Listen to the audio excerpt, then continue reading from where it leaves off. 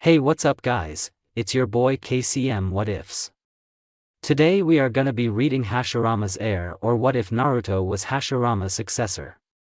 So sit back, relax and enjoy. He woke up, used the bathroom, brushed his teeth, got dressed, and ate breakfast. Then Naruto headed to one of his favorite places, the library. Naruto enjoyed reading about the history of Konoha and anything about it, and he was reading peacefully until he heard his name being called. Naruto placed his book back and took off down the stairs to answer the call. "Yes ma'am, you called me down, old man," stated a stunned Naruto, noticing Sandame in the doorway. "Ah yes, indeed, I am Naruto-kun. Would you like to take a walk with me?" said an amused Hiruzen as he smiled down at the ecstatic boy in front of him. "1 second, mother, could I go with the Hokage for the day?" After an obvious yes from the woman, Naruto and the Hokage were off. The orphanage mother was proud that Naruto was polite enough, even in his shocked state, to still ask her permission despite the Hokage being in the room. As they were walking around Konoha, the Hokage decided to ask Naruto a few questions. "Naruto-kun, how have you been? I haven't seen you for a while." "I've been okay, Gigi. Everything's fine," Naruto said, trying to mask his sadness from Hiruzen. "Really? Are you sure you're okay? You haven't been feeling a little down as of late, feeling lonely over how people seem to ignore you?" Naruto stared bug-eyed at the Hokage. "How did you know?" "I am Hokage, I make it a point to know. How about you tell me over some lunch?" "Have you heard of a place called Ichiraku's?" "Sure, why not, and what's an Ichiraku's?" Several minutes later, "Ichiraku's. This is the food of gods," stated Naruto as he happily devoured his third bowl of the heavenly food called ramen. Not feeling at all depressed anymore from his earlier story to the Hokage of his lack of attention from the Konoha populace. "Indeed it is, Naruto, Ichiraku's has the best ramen in all the land of fire, possibly the world. And you are always welcome here," said Tucci, the owner of Ichiraku's. "Ikenji-san?" "Always?" asked Naruto, who stopped eating while awaiting a response. Before Tucci could answer though, his young 10-year-old daughter, Ayam, answered first as she came around from behind the counter. "Of course, Naruto-kun, I'll always be here for you, we could be best friends, huh?" as she hugged Naruto around the neck. Naruto became shocked. The girl he just met wanted to become his friend, his best friend, then he almost had a heart attack when she hugged him. It was his first hug from someone other than the Hokage, and he couldn't remember being happier. His first friend of his age, Naruto felt immediate happiness. At that point, the Hokage, who was happy at the scene, decided to ask another question. "Hey Naruto-kun, do you still want to become a ninja?" While ending his hug with Ayam, Naruto replied with, "Of course. I want to get as strong as you so I could protect my friends and the village. That way everyone will have to acknowledge me. Maybe I'll become Hokage so you can go back to your retirement home." After a round of chuckling from everyone, the Hokage said, We'll see about getting you some training. We'll even get you an apartment close to my office so you can come to see me anytime. How does that sound?" Naruto didn't answer, but due to the tearful face and the immediate hug Hiruzen was given, it was more than enough of an answer. This was the happiest moment of Naruto's young life. He was going to become a ninja. What he always wanted. As this was all going on, Konoha's plant life seemed to come alive. Trees grew seemingly immediately, flowers began blooming rapidly. Everything looked beautiful, and to the one dubbed the Professor, he had a pretty good idea what was going on. "I think I know the perfect sensei for you, Naruto-kun. It seems something amazing has come back to the leaf," thought Hiruzen with a smile. Several months later. It had been a few months since Naruto started his new life. That life of moving to his apartment, meeting his sensei, and beginning his journey to become the best shinobi he could be. In those 6 months, Naruto did meet a few other kids his age that Naruto got along with better than expected. Those kids were a lot of clan children, since the shinobi families weren't telling their children to actively avoid him. They were Shikamaru Nara, Choji Akimichi, Kiba Inazuka, and a quiet boy named Shino Aburame. Naruto got along with those for the most, but he did get the chance to meet Ino Yamanaka and Sakura Haruno, though it was sparse due to Sakura's mom taking Sakura away most of the time when Naruto came along and Ino leaving with her friend. Despite that, he did thoroughly enjoy his time with each of them and became quick friends. Happiness filled Naruto. He wasn't the most popular guy in Konoha, but he at least had friends that cared about him and enjoyed spending time with him. And nearly every weekend since Naruto's new life started, Naruto met with his sensei after the academy every day at a simple training ground. He only knew him because of his tiger mask and his short spiky brown hair. Umbu was a pretty cool guy in Naruto's opinion. He was a calm, collected person. He wasn't a strict teacher, but he did instill a sense of perfection into Naruto's training. He mainly had him doing chakra control exercises, like the leaf balancing exercise, tree walking, and water walking to get his control up. Seeing how he couldn't do anything too strenuous due to not wanting to stunt the growth of a 6-year-old kid, he did notice that somehow despite Naruto being a Jinchuriki, his chakra control was amazing. It was shocking because usually, people with higher reserves didn't have good control of it. Naruto was quite the anomaly. But one thing he did find the most shocking was when he tested Naruto's affinity. The results shocked him. Tora handed Naruto a sheet of special chakra paper and told him how it worked.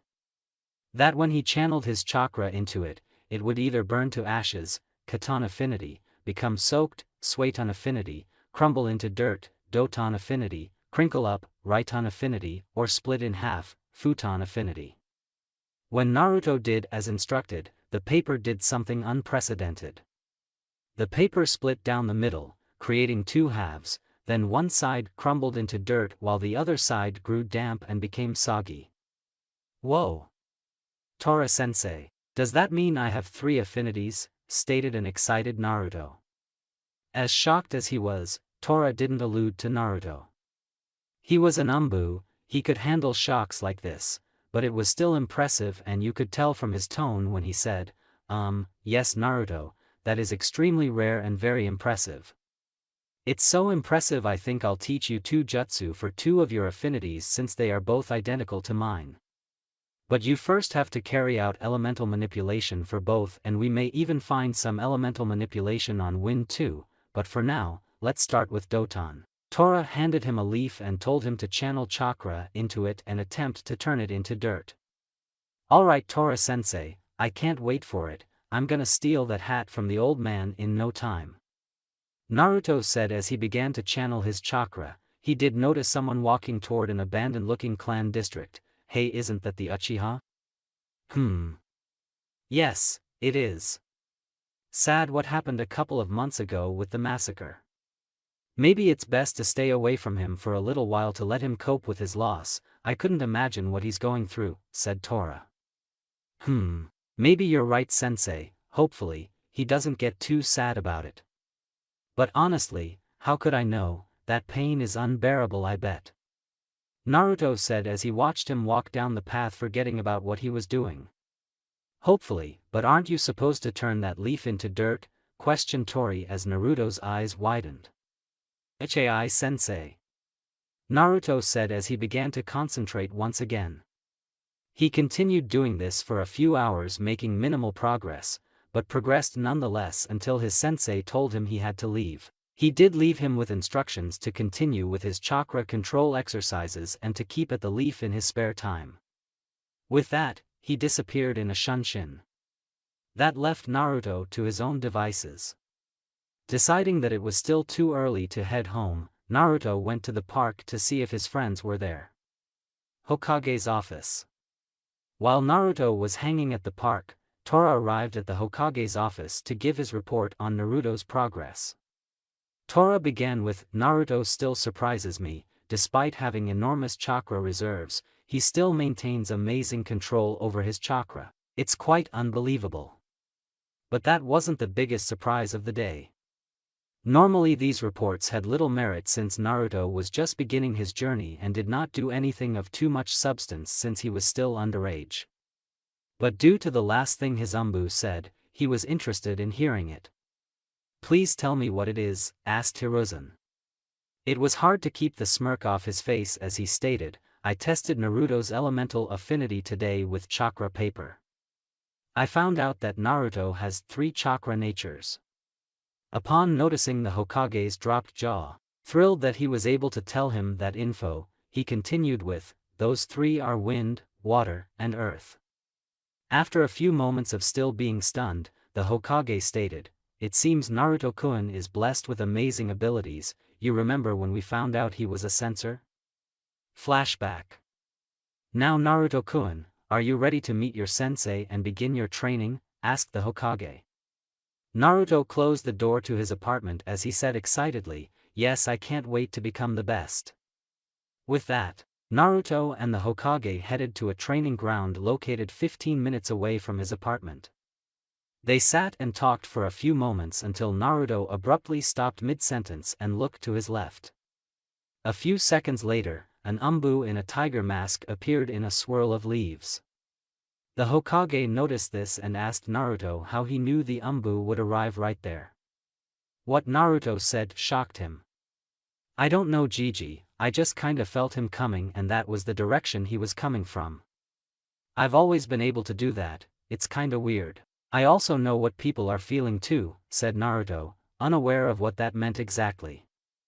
"That's the same as Mito-sama's negative emotion sensing," thought the Hokage. "Well Naruto, what are we both feeling at the moment then?" asked the Hokage. Gigi, you feel proud and tired. And the man with the tiger mask is feeling a little anxious and kind of excited," said Naruto.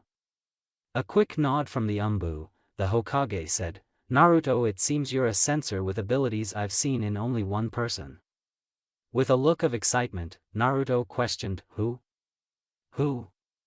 And is it that good?" "Mito Uzumaki, she was the wife of the Shodaime Hokage. Before you ask, I'm not sure if you're related, I think your last names are just coincidental. And yes Naruto, it is one of the most powerful censor abilities recorded, and with that, you're bound to be an amazing shinobi. No one would be able to deceive you, quite powerful indeed." "Yada! I'll be the best shinobi in the world," said an overjoyed Naruto. Present, Konoha Park. While Tora was giving his report, Naruto had found his friends at the park. The whole gang was there, Shikamaru, Choji, Kiba, and Shino. They were all just doing nothing really when Naruto walked up and said hello. "Hey Naruto, how are you man?" said an excited Kiba with a bark of greeting from Akamaru as well.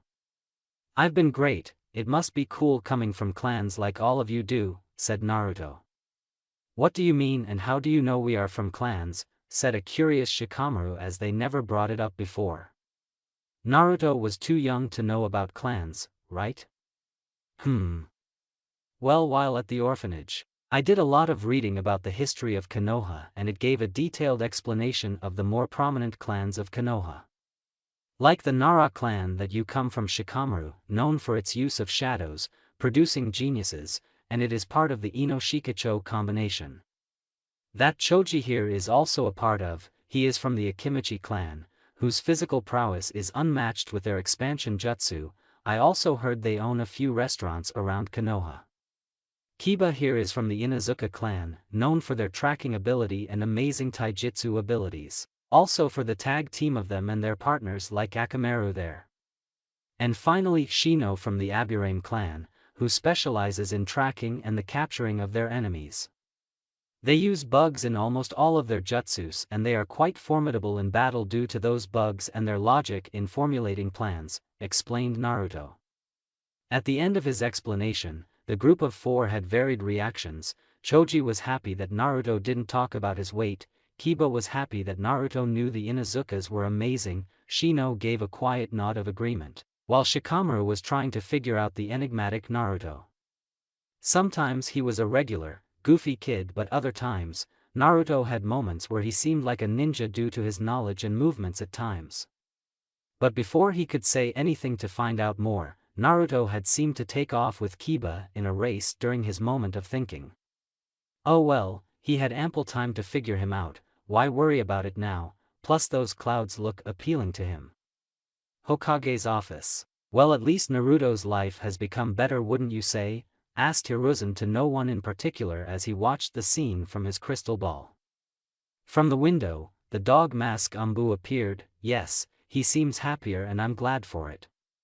Am I still going to be his sensei when he graduates? Responded Inu.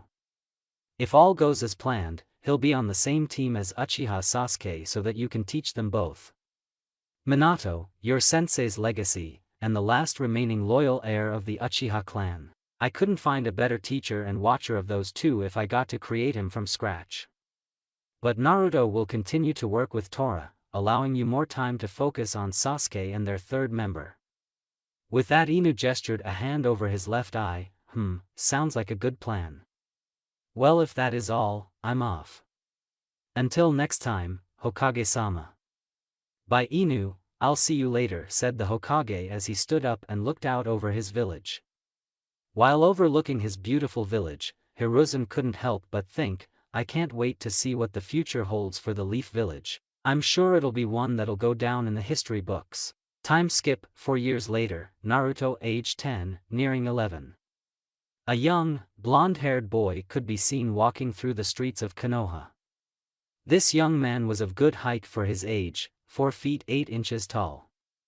He was wearing a sleeveless orange hoodie with a blue t-shirt underneath and matching blue shorts.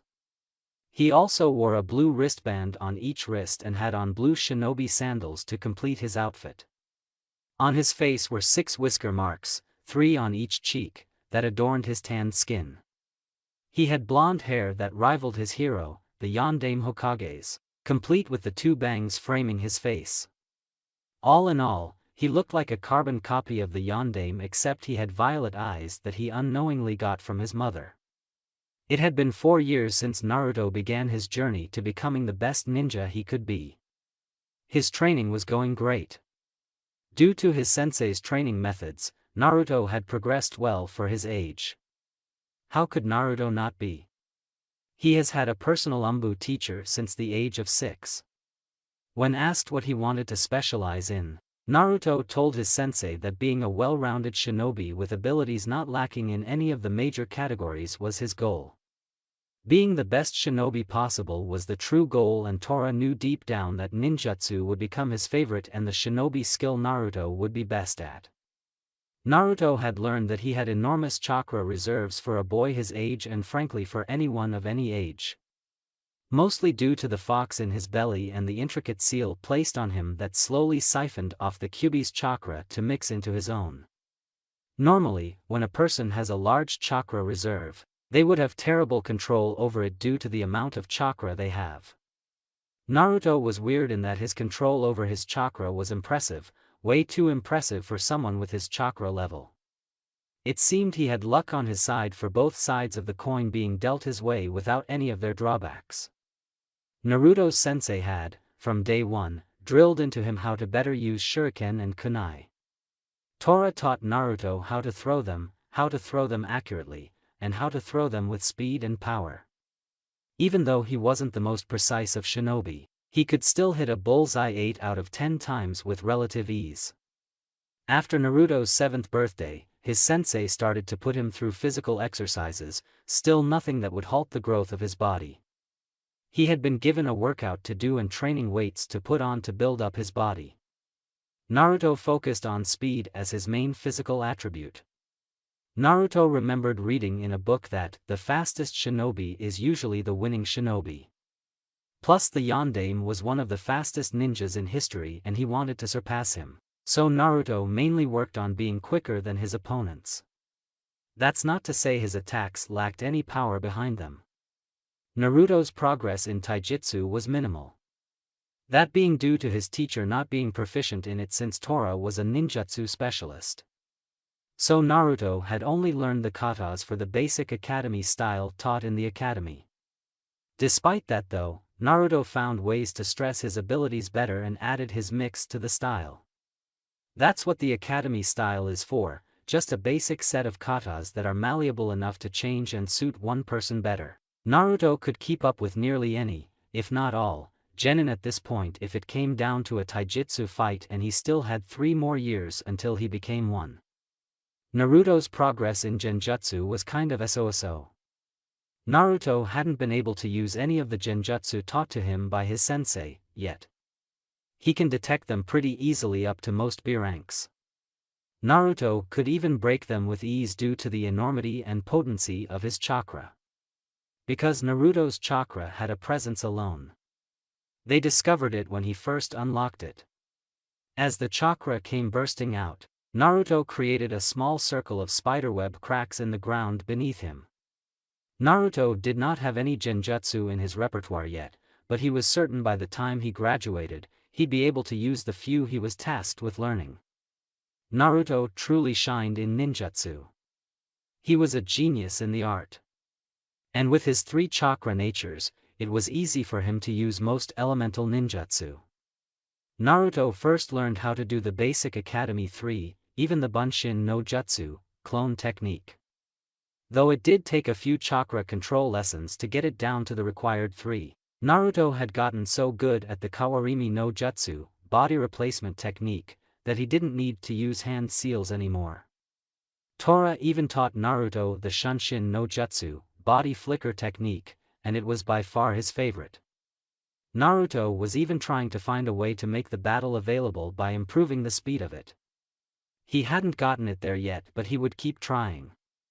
Naruto also learned the first chakra nature manipulations for all 3 of his chakra natures, turning the leaf into dirt, soaking it, and finally splitting it in half. Naruto hadn't accomplished the next step for either one as they were much more difficult and would take more time to do. His first elemental jutsu was the ever-versatile and defensive Doton, Doryuhiki, Earth Style, Mud Wall. It was a technique that allowed the user to create a wall of mud to use as a defense, either spitting the mud out of his mouth or using pre-existing earth. Naruto also learned another versatile earth jutsu called Doton, Kirigakure no Jutsu, Earth Style, hiding like a mole technique, which allowed him to travel underground to avoid attacks. Naruto could even attack whilst underground as well. Earth was easily his favorite element so far and his go-to element. For Suiton, Naruto also learned 2 jutsus, both offensive. The first being Suiton, Hironyu, Water Style, Tearing Torrent, which allows the user to create water that spirals in the user's hand. The water then fires at a high speed towards the enemy. The other jutsu Naruto had learned was the basic Suiton, Suidan no Jutsu, Water Style, Water Bullet Jutsu. It's a basic water technique where the user spews forth water from his mouth in the form of a bullet-like fashion. It's comparable to the Katan, Enden, Fire Style, Flame Bullet. Naruto hadn't learned any wind-style jutsu yet, electing to just use it to add a deadly edge to his weapons. Adding wind chakra flow, Naruto's weapons gained an increase in their cutting power. His kunai and shuriken became all the deadlier, although, since he hadn't mastered the elemental manipulation for wind fully, they weren't as deadly as they could be. It was still better than not having anything. Naruto was happy with his progress in ninjutsu. He may not have over 1,000 jutsu like Konoha's copy ninja, but he did master the ones he had. So much so, that with his chakra control and the continual practice of his ninjutsu, he had shortened the hand seals down to 1 for his Shunshin, one-handed ram seal, mud wall, and water bullet, to none for his others. This increased his speed in battle as he didn't have to waste movement on all those hand seals like others may have to. At one point, about 2 years ago, Naruto received the shock of his young life. Flashback, 2 years ago, Naruto age 8. Naruto was on the training ground he'd been using since he was 6 and was nearing the end of his training for the day. He was finishing up with his Suiton jutsus. Naruto was training on top of the water while practicing so he could also further his chakra control. He was training topless on the water so as to not get all of his clothes wet. A little while later, Naruto began to run low on chakra from staying longer than normal. Normally, Naruto would notice when he was running low and stop so as to not get chakra exhaustion, but he was too into trying to master his jutsu that he didn't notice. So when Naruto went to draw more chakra, what he got terrified him. Instead of his normal, calm chakra, it seemed Naruto pulled from another chakra source. A source that contained powerful vile chakra that was extremely too much to handle for the blonde academy student. Naruto immediately stopped feeling the chakra and decided to end his training. As he looked down, he noticed black markings on his stomach that slowly began to fade away. Was that a seal? Why was there a seal on him? Did it hold his second chakra? Why does he have a second chakra anyway? Questions like that began to flutter through Naruto's mind, and he was going to figure out the answers. After a month of researching, Naruto headed towards the Hokage Tower to speak with the Hokage, someone who could truly answer his questions. After reading about some stuff, Naruto decided to test his theory on the one man who should know the most about it. "Hey Gigi, thanks for seeing me. I have a few questions that I think only you can answer," said Naruto as he entered the Hokage's office after being let in by the secretary. "Ah yes, it is great to see you, my dear boy. What can I do for you, Naruto-kun?" asked the Hokage with a smile after hugging Naruto. With the greeting out of the way, Naruto took a deep breath, held a serious face, and said, "Am I the Jinchuriki of the Kyuubi?" The smile on Hiruzen's aged face dropped immediately at the words, Jinchuriki and Kyuubi. The Hokage immediately put on a serious face and questioned Naruto about how he came to know about something like this. Naruto replied, "It's the only explanation I could come up with after doing some research. It all makes sense from my whisker marks to the fact that many people in Konoha ignore me and tell others to stay away from the fox brat. Not to mention the seal that appeared on my stomach when I was training with my shirt off. It appeared only after I had accidentally channeled some of its chakra. That's why I began researching how a person could contain two chakras, and the word that showed up was Jinchuriki, a title for those who house a tailed beast, and the only tailed beast that has been around Konoha since I was born is the nine-tailed fox. It was the only logical explanation. And even now, based on your reaction, I'm assuming I am correct," said Naruto sadly as he realized that he was the Kyuubi, the same Kyuubi that attacked Konoha 8 years ago, and the people of Konoha's treatment was justified. Hiruzen was heartbroken that Naruto had come to find out his status as Konoha's Jinchuriki without anyone telling him. He hadn't wanted to tell him until he was at least a Chunin, but it seemed that was too much to hope for. "Now Naruto-kun, yes, you do house the Kyuubi, but do not mistake that as being the fox itself. You are Naruto, not Kyuubi. It's no different from a sealing scroll and a kunai. Just because you seal a kunai into a scroll, that doesn't make the scroll a kunai. It's just a scroll with a kunai in it. The same as you, although it's a very deadly kunai, with 9 tails. Do you understand?" Naruto, who had become saddened, cheered up slightly upon hearing that. Though he still had a few more questions. "Yeah, I got it, but why was I chosen as the one that housed the Kyuubi?" "Because you were the only one the Yondaime could trust the village's safety to. You were a hero ever since birth, as you protect Konoha more than any other person, including me, by being our Jinchuriki." "Who were my parents? Did they just hand me over to Yondaime for that purpose and leave me alone to handle this by myself? Can you tell me about them yet?" questioned Naruto with a teary and hopeful face. "Naruto-kun, do not think like that. I know personally that your parents were great ninjas and even better people. Whether they handed you over to the Yondaime to become the Jinchuriki of the Kyuubi, I cannot say, as it's an S-rank secret, just like the knowledge of your parents. You are a precious Jinchuriki, and knowledge of your heritage could be harmful to Konoha in the long run. So it's being kept secret from everyone, even you. However, I can tell you that they fought valiantly in keeping the fox from assaulting the village, and that they gave their lives protecting it. They were both exemplary shinobi and even better friends. And like I said before, I can't give you information about them. Your parents had a lot of enemies, and it would be unwise to have it somehow get out.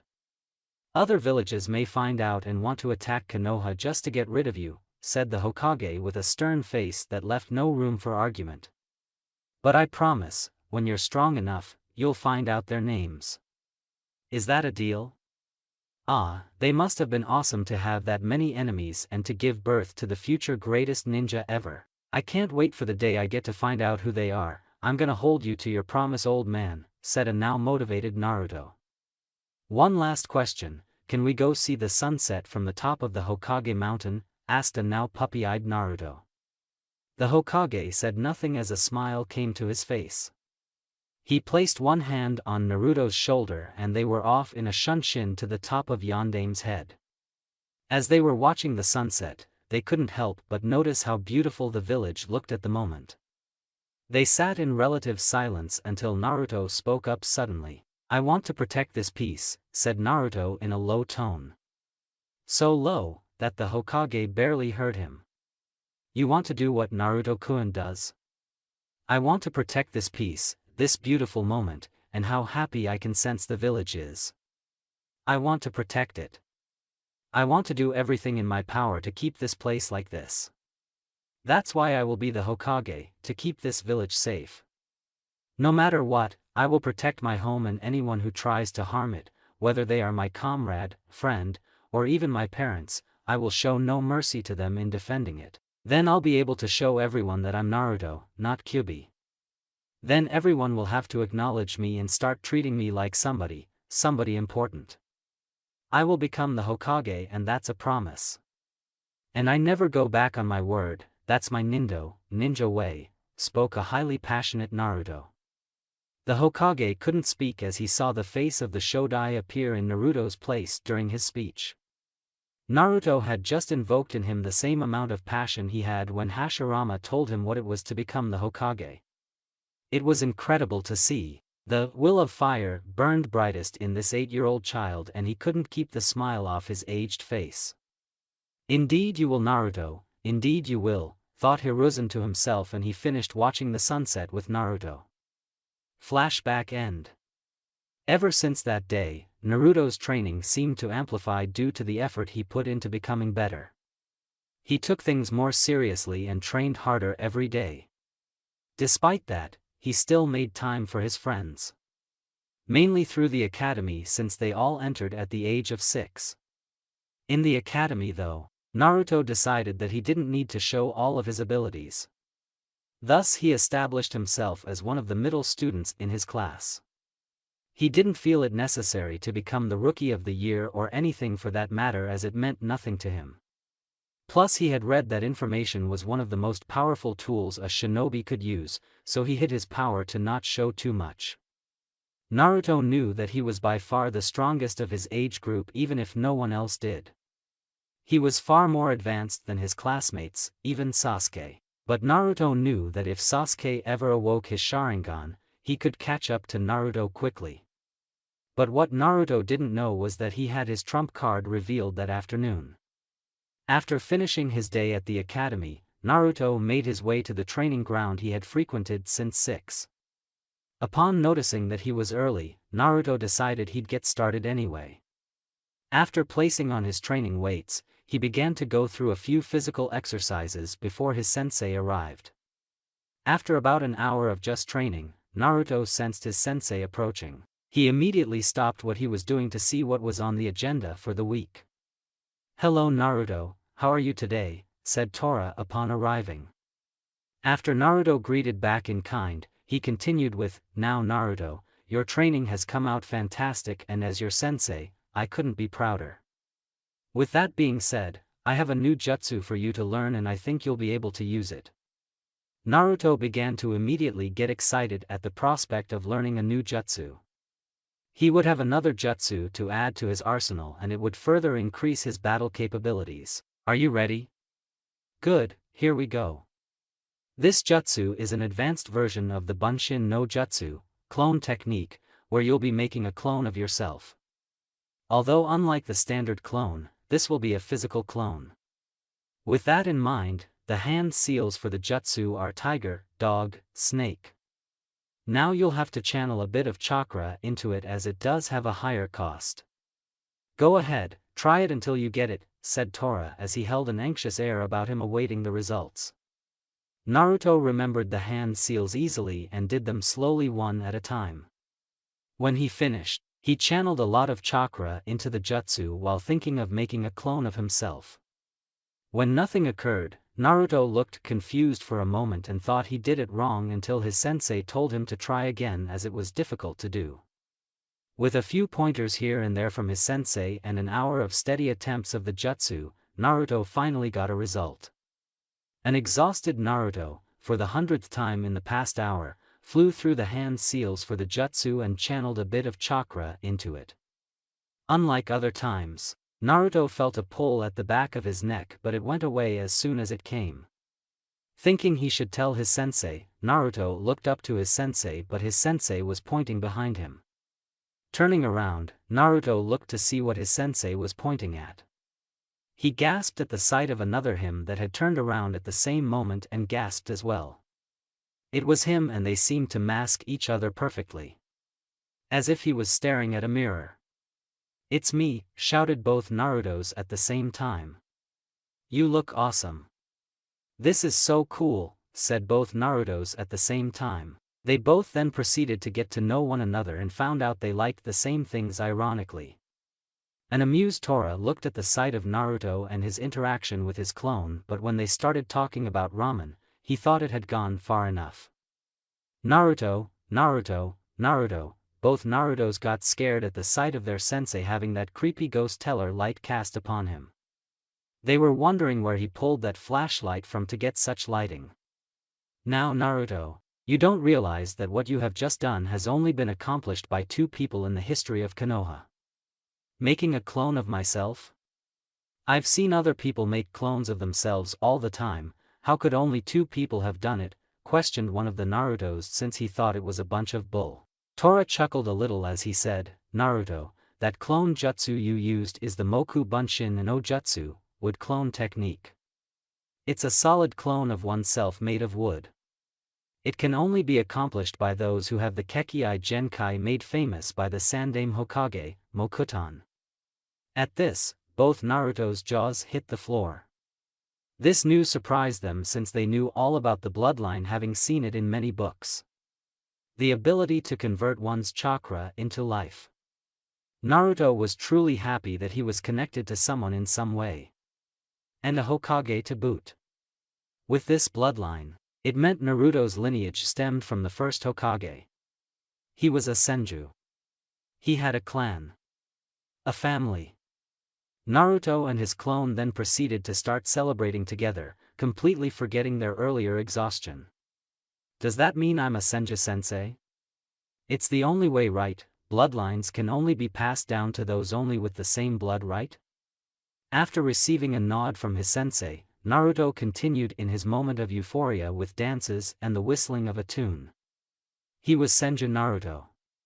He was going to put the Senju clan crest on his back and wear it proudly. Throughout Naruto's jumps for joy, he didn't notice the garden of flowers that would spring up underneath him every time he landed, as they were responding to his happiness. Even though Tora was happy for the new Senju, he still noticed a few flaws in Naruto's jutsu, and as a sort of a perfectionist, he pointed them out. "Naruto, you did make a wood clone of yourself, but it's not perfect." After seeing both Naruto's confused looks, Tora elaborated, "Well, first off, your clone looks like a puppet, that's not supposed to happen. Secondly, his arm is reminiscent of tree bark, definitely not supposed to happen. And thirdly, he's not even the same height as you. The clone must be the same, he should look like a perfect copy of you down to every detail. Just like a transformation, if it's not done properly, the enemy will immediately see through the ruse and use that to their advantage." After a nod of agreement from Naruto, Tora began to say goodbye for the week. "Now that you have a new jutsu, I want you to practice making it perfect for the week along with the other exercises you normally do. When you complete the jutsu, I'll show you another Mokuton jutsu to add to your list. Now I'm off to have a chat with Hokage-sama, so I will see you later." Oh, and Naruto, the Senju clan is a feared clan on equal par with the Uchiha clan. Especially Hashirama because of his Mokuton abilities. So for now, refrain from telling or showing anyone your Mokuton, as it could lead to dire consequences. Got it? After another nod from Naruto, Tora bid him farewell and whisked away to meet with the Hokage. Hokage Tower. The Hokage had been spying on Naruto the entire time through his crystal ball, and as Tora came out of his floorboard said, "So Naruto-kun has the Mokuton, I see," said the Hokage with a knowing smile. "You don't seem at all surprised by that news, Hokage-sama. Did you know he had it all along even before you asked me to test it?" Hiruzen ended up watching Naruto as he took a drag from his pipe. After blowing out the smoke, he stated, "I've had my suspicions for a while. When Naruto was 6 years old, I noticed that when he was sad, the vegetation around Konoha would dim slightly, and when he was happy, it would be abuzz with life and grow exponentially more vibrant. I had only seen that in one other person, that person being Hashirama-sensei. And that was only because of his connection to nature via his Mokuton. So I had always believed he would be able to use it. I just wanted to wait till he was mature enough to know not to blab it out for the world to know. Why do you think I chose you to train him? There's no one better to help him learn how to harness his bloodline better than you." "Of course, Hokage-sama. That seemed like the best option, and I am the most inclined to teach Naruto about his Mokuton. I will teach him all I can about it in the coming years before his graduation and team placement under his sensei. Also, Naruto has decided he wants to use the Senju surname to honor his connection to Hashirama. He reasoned that being able to use Hashirama's abilities must make him a part of his family, so he wanted to use his clan's name as his own. Of course he can. I'm sure Tsunade-chan would want to hear of this since she used to be the last remaining Senju, though it is hard to get in touch with her these days ever since she left the village," replied Hiruzen. "Yes indeed, I'm sure she would enjoy knowing that she has family left. Maybe it'd be enough to get her to return. We can only hope." "If that is all, Hokage-sama?" asked Tora as he began to sink back into the floor. Yes, of course, until next week," said Hiruzen as he took another drag from his pipe. "Things are looking up around here. I hope it's not bad, allowing Naruto to use that last name. I'll be able to handle anything. Today has been good," thought the old Hokage, but he immediately regretted that thought as he saw his secretary come in with a huge stack of paperwork. "I just had to think that, bring it on, paperwork." The next day. On another beautiful day in Konoha, we find Naruto headed to the academy. Naruto was running a little late as had a long day yesterday.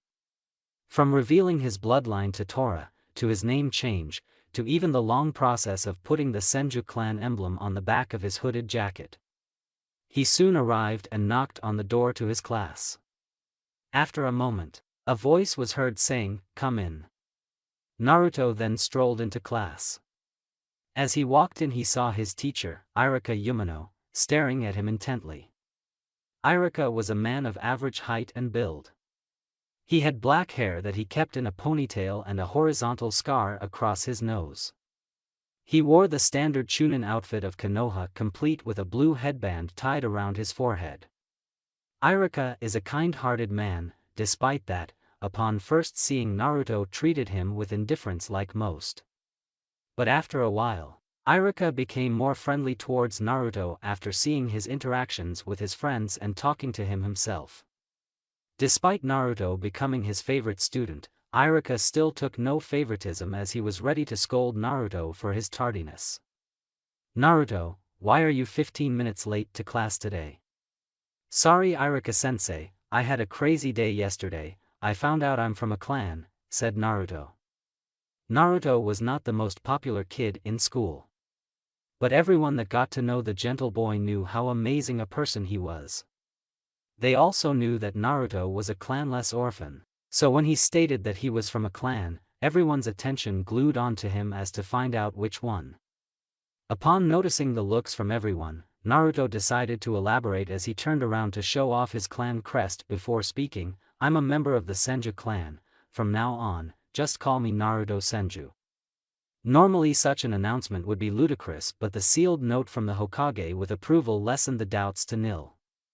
Irika read the note and told the class that the Hokage himself acknowledged Naruto's belonging to the clan. Immediately when Irika said Naruto was a Senju, the classroom was abuzz with commotion. The Senju clan was the strongest in Konoha. Naruto's a Senju? Damn, he just got hotter.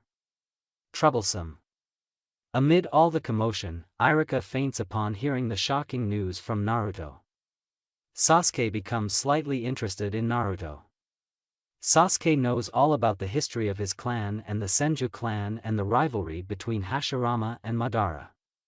Once Iruka got up from his dazed state and settled down the class, it was time for taijutsu sparring. After a few fights and a give-up from Shikamaru, it came as no surprise that Naruto would be challenged by Sasuke, which he accepted. Thus we have it, Uchiha vs Senju. Of course, everyone's eyes became glued to the spar. Sasuke got into the Uchiha clan's interceptor fist as Naruto took up his slightly modified academy stance. With a quick shout of Hajime, the battle was on. Despite the signal to start, neither Sasuke or Naruto moved for about a minute. That changed when a leaf landed on the mat and both fighters took that as the signal to begin and sprinted at each other. Sasuke started with a few quick jabs attacking Naruto in different places but grew surprised when Naruto seemed to dodge them effortlessly. Upon seeing this, Sasuke decided to kick it up a notch and throw in kicks with his punches to catch Naruto off guard. But despite all those strikes, in the end, Naruto backflipped away from a kick without taking one hit. Sasuke couldn't believe it. With the spectators. Shikamaru Nara muttered, "Troublesome," upon being questioned by Ino for why he said it. He decided to explain, "I knew Naruto was better than he let on. I had my suspicions since I first met him 4 years ago at the park. Plus, in all his other spars he would rarely get hit as well. It sometimes looked as if he let himself be hit. Even with that, they were only light grazes at best. He's way too good for any of us, including Sasuke at the moment." "How can that be? I thought Sasuke was the best in our class," asked a confused Ino. "Naruto is stronger than what he let be known. Why is he showing us his power now?" "Because he has a clan to represent," spoke Shino logically. "How can Naruto be stronger than Sasuke-kun?" "Sasuke-kun is the best," yelled Sakura, who got cheers of agreement from a few fangirls nearby. "Are you sure Naruto's that strong?" "He could just be getting lucky," asked a confused Kiba, who was slowly watching himself become third best in taijutsu. "It's too much work to explain it," said Shikamaru as he proceeded to lay down and close his eyes. "Lazy ass," thought everyone. Back to the spar. Sasuke had become increasingly frustrated at not being able to touch Naruto. As a result, his style got a little sloppy and Naruto took advantage. Sasuke threw a very predictable straightforward punch at Naruto and Naruto surprised him when he grabbed his wrist. Deciding that at least he and Naruto finally touched during the spar, Sasuke decided to continue pressing forward with a high kick to Naruto's chin. Just like his punch, his kick was also caught by Naruto. Sasuke barely caught Naruto's grin as he soon found himself on his back after a leg sweep from Naruto. Sasuke then felt a kick in the ribs from Naruto that sent him skidding across the mat a few feet. Gasps were heard at the quick display of prowess from Naruto. Naruto handled Sasuke in their last exchange and frankly the spar. But Sasuke wasn't done. After catching his breath, he quickly got up and elected to come in with a feint left hook that disguised a knee strike to Naruto's gut. But it was all for naught as he was on the receiving end of a vicious elbow to his knee from Naruto, that placed his leg right back down. Then Sasuke felt the quickest 2 punches he had ever received since joining the academy. From the pain in his knee to the momentary daze from the punches, Sasuke was left wide open for Naruto. Seeing Sasuke's stunned state, Naruto decided to end the spar with a follow-up uppercut to the stomach that doubled over Sasuke and finally with a quick elbow strike to the back of the neck to send Sasuke off into unconsciousness. Everyone became shocked at the display because up until that point, Naruto never showed that level of skill before. He was good but it was always believed that Sasuke was the best. Not after that brutal and quick defeat. Naruto was incredible and was now being shown in a new light. It seemed there was more to the kind boy they had come to know. What Naruto didn't know was that the ass-kicking he handed Sasuke just now would be the spark he needed to activate his Sharingan. Sasuke had his Sharingan since he was 6 years old from the massacre of his clan. He just needed enough of a catalyst to make them spring forth again. And that was more than enough. Now, Sasuke would train harder than ever. Not to kill Itachi, but to get on the same level as Senju Naruto. And with his Sharingan now activated, he was going to try to close that gap. Later that day. When the academy closed that day, since it was one of Naruto's days off for training, he decided to head to his favorite restaurant, Ichiraku's. He wanted to catch up with his first friends outside of the Hokage and devour his weekly ramen. As Naruto pushed back the flap of the restaurant, he yelled, "Hey old man! One large miso ramen please." "Ah, Naruto, how is my favorite customer doing these days? You look well," said Teuchi as he began to make Naruto's dish. "Old man, I feel great. I learned something about myself the other day." "Something big?" As Teuchi finished Naruto's ramen, he handed it off to Iam, who asked, "And what would that be, Naruto-kun?" "First off, Iam-chan, did I ever tell you that having a beautiful girl, like yourself, bring me ramen is probably the most amazing thing I've ever seen? It's like a dream really," said Naruto as he began to slurp his noodles, unaware of Iam's blushing face. "Hee, thank you Naruto-kun, now tell us about your big news," said Iam as she fought down her blush. "Oh right," said Naruto as he had somehow gotten to his second bowl of ramen. "Where did he get that second bowl from?" "Yesterday, I found out that I am a part of a clan, the Senju clan. Can you believe it? Naruto Senju, future Hokage of Konoha and ramen connoisseur. Believe it." Both Iam and Teuchi froze at Naruto's declaration.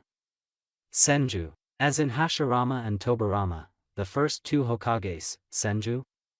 They're Naruto, the same Naruto they had met only 4 years ago. They were so into their thoughts that they didn't register when Naruto said goodbye to them after finishing his third bowl of ramen. Wait, his third bowl? When he got 3 bowls of ramen, Iam only brought 1? Sometime later. As Naruto was walking home, he happened to overhear a civilian say something that put a smile on his face. "Did you hear, that kid is a Senju and I heard he defeated the Uchiha prodigy with ease today. Maybe that boy is not the demon fox. Maybe he is just a kid. For him to beat the Uchiha kid, that must make him a genius as well, right? To be from the famed Senju clan, he could be. I don't want to get ahead of myself, so I'll just wait until I hear more about him." Overhearing that conversation, Naruto couldn't help but be happy. The process of getting Konoha to see him as he was starting. There was only one person today, but everyone had to start somewhere, right? Today was the day Naruto would finally become a shinobi of Konoha. A prepared Naruto was ready for the Genin exam today. It had been a journey that started with him crying into the Hokage's robes when he was 6 up to this very moment now. And boy, Naruto was feeling good. Naruto had grown to a nice height of 5 feet 4 inches tall. He even changed his wardrobe due to him becoming an actual shinobi today. Naruto wore a black, unzipped tracksuit with 3 orange stripes on each sleeve with a mesh shirt underneath. To finish his outfit, he wore black pants and black sandals. His hair was still identical to the Yandame's and his face matured more to show his age. Naruto had many good things going for him at this point. He was handsome, smart, and quite powerful for his age. His training was still progressing at a great rate. Naruto yielded incredible results over the years under the tutelage of Tora, his Anbu sensei. Naruto felt on top of the world and was ready for whatever the shinobi world had in store for him. Naruto's chakra reserves only increased at this point. He could easily throw around jutsu after jutsu without feeling the usual effects of exhaustion like other ninjas.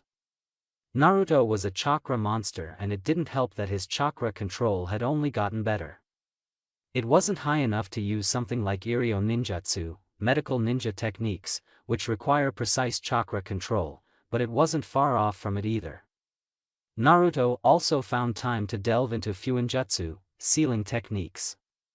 The Sandame was messing around with Naruto after Naruto claimed to want to surpass the Yondaime. Hiruzen told him that since the Yondaime was a sealing master and if Naruto wanted to truly surpass him, he'd have to become one as well. He didn't expect Naruto to ask him for lessons right after but was sort of happy he did. They met twice a month since the Hokage was a busy man, but Naruto had done well. His handwriting had become perfect, well at least good enough by Fuinjutsu standards. There were 10 levels of Fuinjutsu and Naruto was on level 2, which dealt with storage seals, and the efficiency of making them as a storage seal was one of the simplest seals. He had gotten it down to 45 seconds when making one and couldn't progress to the next level until he got it below 30 seconds. Due to his sensei's training regimen, Naruto honed the shinobi basics until he got them down to near perfection. His accuracy with using and throwing shuriken/kunai became second nature to him. He was now just as accurate on the run, blindfolded, or in midair as he was standing still. It was a perfect 10 of 10 on the bull's eye. Naruto's taijutsu blossomed well along with his shuriken skills. Despite still only using his modified academy style, he was still formidable in it. His speed nearly doubled with all the exercises he did and the heavier training weights he was now using. Naruto learned to even add chakra to his strikes to make them slightly more powerful. Now it wasn't to the extreme of one of the famed Tsunade Senju punches but it bolstered his attack strength. Tora had said that in a flat-out taijutsu fight, Naruto could best most Chunin at his current level. Genjutsu progressed nicely for Naruto as well.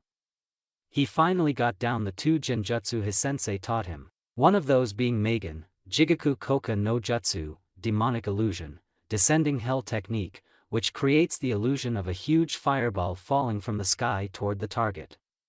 It is only AC rank and pretty easy to spot and dispel. His second genjutsu was more effective than his first one, the Nien Shoja no Jutsu, Temple of Nirvana technique, which generates sleep-inducing, imaginary white feathers that upon being seen make the target fall into a tranquil state of slumber. When it comes to spotting genjutsu, Naruto had gotten better and his ability to break them had moved up to a few A ranks. He was fine with that at the moment. Like always, Naruto's ninjutsu progressed the most, so much so that he seemed like a specialist. Yet and still, Naruto managed to add a lot of new ninjutsu to his arsenal, though most were for his, still hidden, Mokuton. Naruto finally got his Shunshin no Jutsu, body flicker technique, battle ready. No leaves or smoke, just a simple after image.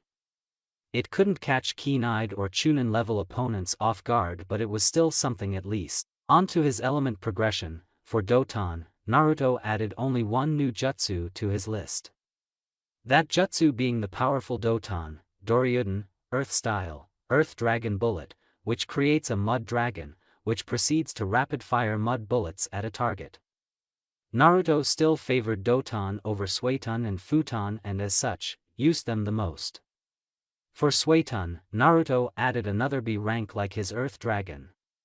The Suiton, Suigaden, Water Fang Bullet, which creates a powerful liquid mass brought forth from the water as it becomes compacted and adds a spinning motion to increase damage. It was a great jutsu and one that attacked an opponent in a 360 around them with multiple rising fang-like water attacks. In Futon, Naruto finally learned a jutsu for his third element.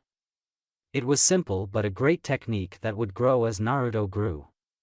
Futon, Daitapa, Wind Style, Great Breakthrough, was a technique that created a sudden gust of wind that with enough skill, could become more than just a C-rank jutsu. Its power depended entirely on the user. Since awakening his Mokuton, Naruto spent the most time getting better at it as it easily became his favorite element. Mokuton had the strength of earth and water's fluidity. It was the perfect element in Naruto's opinion. And Naruto soaked up as much of it as he could from his sensei as much as possible in the last 3 years. Naruto already knew the Moku Bunshin no Jutsu, wood clone technique, and had finally perfected it. After the clone technique, Naruto learned the ever-versatile Mokuton, Daijurin no Jutsu, wood style, Great Forest technique, which changes one's arms into branches. It could be used to either capture an enemy or there could be sharp stakes added to the end of the branches to add a deadly edge. Another jutsu Naruto had mastered was Mokuton, Mokujihiki, wood style, wood locking wall, which creates a powerful, domed wall made of interlocking wooden pillars. And finally, Tora taught Naruto his favorite jutsu thus far, Mokuton, Jukai Koten, wood style, nativity of a sea of trees, that creates a forest in mere moments. And he was only getting better. Naruto also learned his sensei's name, Tenzo. Naruto also figured out Tenzo could use Mokuton as well. Upon asking if he and Tenzo had any relation to one another, Naruto learned that Tenzo was a product of an experiment done by Orochimaru that gave him the ability. Despite his ability to use Mokuton, since it is injected into him, he couldn't use it on the same scale as Hashirama. Naruto didn't have that problem. His Mokuton was genetically passed down and it showed when his Mokuton was noticeably stronger than his sensei's despite just learning it. Naruto had room to grow and his power could match Hashirama's in Mokuton, given enough time. After Naruto's 12th birthday, Tenzo decided it was time for the meeting to take place between Jinchuriki and Bijou. Flashback, almost 2 years ago, Naruto age 12. "You want me to meet Kyubi?" asked an anxious Naruto. He was not scared or anything, more like excited to finally meet his Bijou. Tenzo smiled at Naruto's eagerness and said, "Yes Naruto, I think it's time you set up a relationship with the Kyubi. There's no point in having all that ability and not using it." Naruto was ready.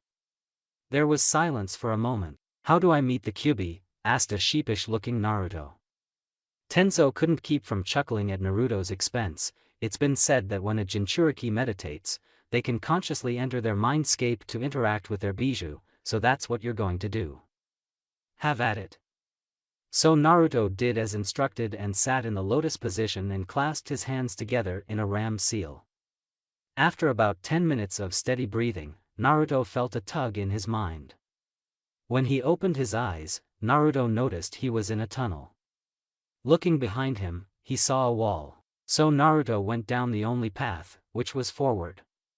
After what seemed like an hour, which wasn't a whole second in the real world, Naruto met a cage. A huge cage. After not noticing another presence or any movement behind it, Naruto began to wonder if he went the correct way. "Hello?" After no response, Naruto thought he did something wrong and was about to leave until an eye opened. A giant, red, slitted eye. Then another opened. And finally, the shadows covering a massive fox with 9 tails lifted. "So this is my Jinchuriki. Finally, come to meet me I see," said Kyubi after staring at Naruto. "Yes I am, my name is Senju Naruto and I am happy to finally meet you," said Naruto with a smile. Normally I'd tear you to shreds just because, but your chakra is very calming and it's soothing. Not to mention this cage and seal keeping me from doing so.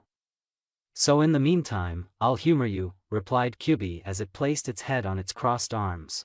Naruto didn't show outwardly a reaction to the prospect of being torn to shreds, but he did gulp on the inside. "Well, I just wanted to get to know you better. You've been here for 12 years and I still know nothing about you besides what legends say," said Naruto as he continued with, "Well, when I was researching the Bijou, I found out there are 8 others like you in the world. And one thing I noticed was that the Ichibi has a name, Shikaku. So it made me wonder, do all of you have names? If so, what's yours?"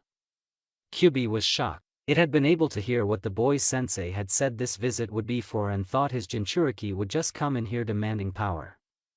So when Kyubi heard Naruto's question, you could hear the surprise in its voice. "You, a kid, are the first human to ask if I have a name for as long as I have existed in this world, for that I thank you," said the Kyubi as he became more interested in his container. "Kurama, my name is Kurama." Naruto couldn't keep the smile off his face. This had started better than expected. "Well Kurama, if I may, why did you attack Konoha?" said Naruto as he held a stern face. He had always wanted to know, since it never added up to him, that the Kyubi would just attack out of nowhere. To be honest, a man with a Sharingan manipulated me. Just because I'm near omnipotent, I don't go around destroying places just because I can. So while hypnotized by this masked man, he set me upon your village until your yondaime managed to seal me into you. Well, it's good to know that you didn't attack Konoha of your own volition or that you're not a homicidal bijou hellbent on destruction. Can you explain why this place looks like this? I'd thought it'd be more complex like the seal on me, said Naruto as he thought it looked like a sewer. It is not a sewer kit, said Kurama as Naruto looked shocked but then remembered, he was in his mind. So obviously his thoughts could be heard here. And for why it looks like this I cannot say. Though it is cozier here with your Mokuton-infused chakra circulating throughout this place, permeating the air here. Well, as long as you're comfortable then I'm okay with it. Now, down to the nitty-gritty of why I'm here. My sensei sent me in here to somehow find a way to gain access to your chakra. I figured we could become partners. You do realize that with your Kekii Genkai, you could just steal my chakra at will, right? Yet you still ask me to use it, asked a confused Kurama. I wouldn't like it if someone just stole my chakra. I'd want them to ask permission, and you know the golden rule. Do unto others as you would have others do unto you. So I decided to ask you if you'd lend it to me. What a surprising kid, from what I've seen of his life and his thoughts, I can tell he's different from the rest. Maybe I'll give this kid a chance. But mainly because it would be foolish for a Jinchuriki to not have access to his bijou's chakra. Thought Kurama before he said, sure kid. But first, there are risks when using my chakra. My chakra is extremely powerful, too powerful for you to wield a lot of it at your current level. At most you may only be able to use a tail of it while still being able to control it without harming the wrong people. It wouldn't matter even if you could use more. The seal is so tight that only a tail of my chakra is accessible to you at this moment, you'd have to find a way to loosen it somehow. Even then, you'll have to earn my trust to gain further access to my chakra. Well, can't I just rip that seal tag off, said Naruto. It's not that simple. This piece of paper means nothing unless you loosen the seal itself. Plus I wasn't going to give you more than one tail in the first place, so don't worry about it for now, said Kurama. Naruto agreed with what his bijou said and decided he would do all he could to earn Kurama's trust. I mean, if Kurama was there, why shouldn't they be friends? He was just glad that he had been given access to his bijou's power in the first place. After an exchange of goodbye, Naruto left his mindscape. When Naruto returned to the physical world, he noticed Tenzo still standing there looking at him expectantly. Catching the hint, Naruto channeled some of Kurama's chakra and entered his Jinchuriki state. Well, what do you think? Asked Naruto as he was now covered in a shroud of reddish-orange chakra. Tenzo became impressed. He didn't believe Naruto would be able to get access to his bijou's chakra, but, looks great Naruto, I can feel the oppressive chakra bearing down on me. But is that as far as you can go? If not, go as far as possible and then tell me how you feel. Naruto nodded his head as he channeled a little more of Kurama's chakra and entered a one-tail state. Instead of just a flame-like shroud, Naruto's cloak morphed into a bubbly, red chakra that took on a fox's shape, complete with a tail of chakra swishing behind him. I feel incredible. I feel faster and a lot stronger. This chakra. It's full of energy. Life energy, it feels like. Naruto performed the snake hand seal and thought, Mokuton, Jukai Koten, wood style, nativity of a sea of trees. Instantly trees sprouted from the ground all around Naruto at a much quicker pace than before and were even taller as well. Kurama's chakra has its perks. My Mokuton is stronger when using this chakra. I love it, said Naruto as he moved around a little to test out how he felt using it. Seems we should spar so you begin getting used to using your bijou's chakra. This will help so you're not attacking your teammates, said Tenzo as he readied for Naruto's assault. Let's go wild. Flashback end. Good times, said Kurama on Naruto's head. Naruto and Kurama were now on good terms throughout nearly 2 years of knowing each other. It was a weird relationship. But then again, what wasn't weird about a 13-year-old human boy and a fox-shaped collection of energy that was given consciousness being friends? As Naruto was heading to the academy, a kind woman outside her shop greeted him. "Hello, Senju-san. It is good to see you this morning. Today's the day of the Genin exam, correct?" After a smile and nod from Naruto, she continued, "Well, good luck and do your best, I'll be rooting for you," said the woman as she waved goodbye with a smile. Naruto smiled and waved back as he continued toward the academy. Things have changed since he became a Senju. Though it did take a month, a few blood test results, and the verbal promise of authenticity from their longest-tenured Hokage for the Konoha populace to finally accept Naruto's stature as a Senju. Even still, he still wasn't the most popular person in Konoha. A name meant nothing, even the Senju clan name, because he was still perceived as the Kyuubi that attacked on his birth. But a few people, such as the woman just now, had begun to open up to him. So into his thoughts about his training, Kurama, and Konoha, Naruto didn't realize he was stepping into his classroom. Once he noticed it, he immediately headed toward the open seat next to Sasuke.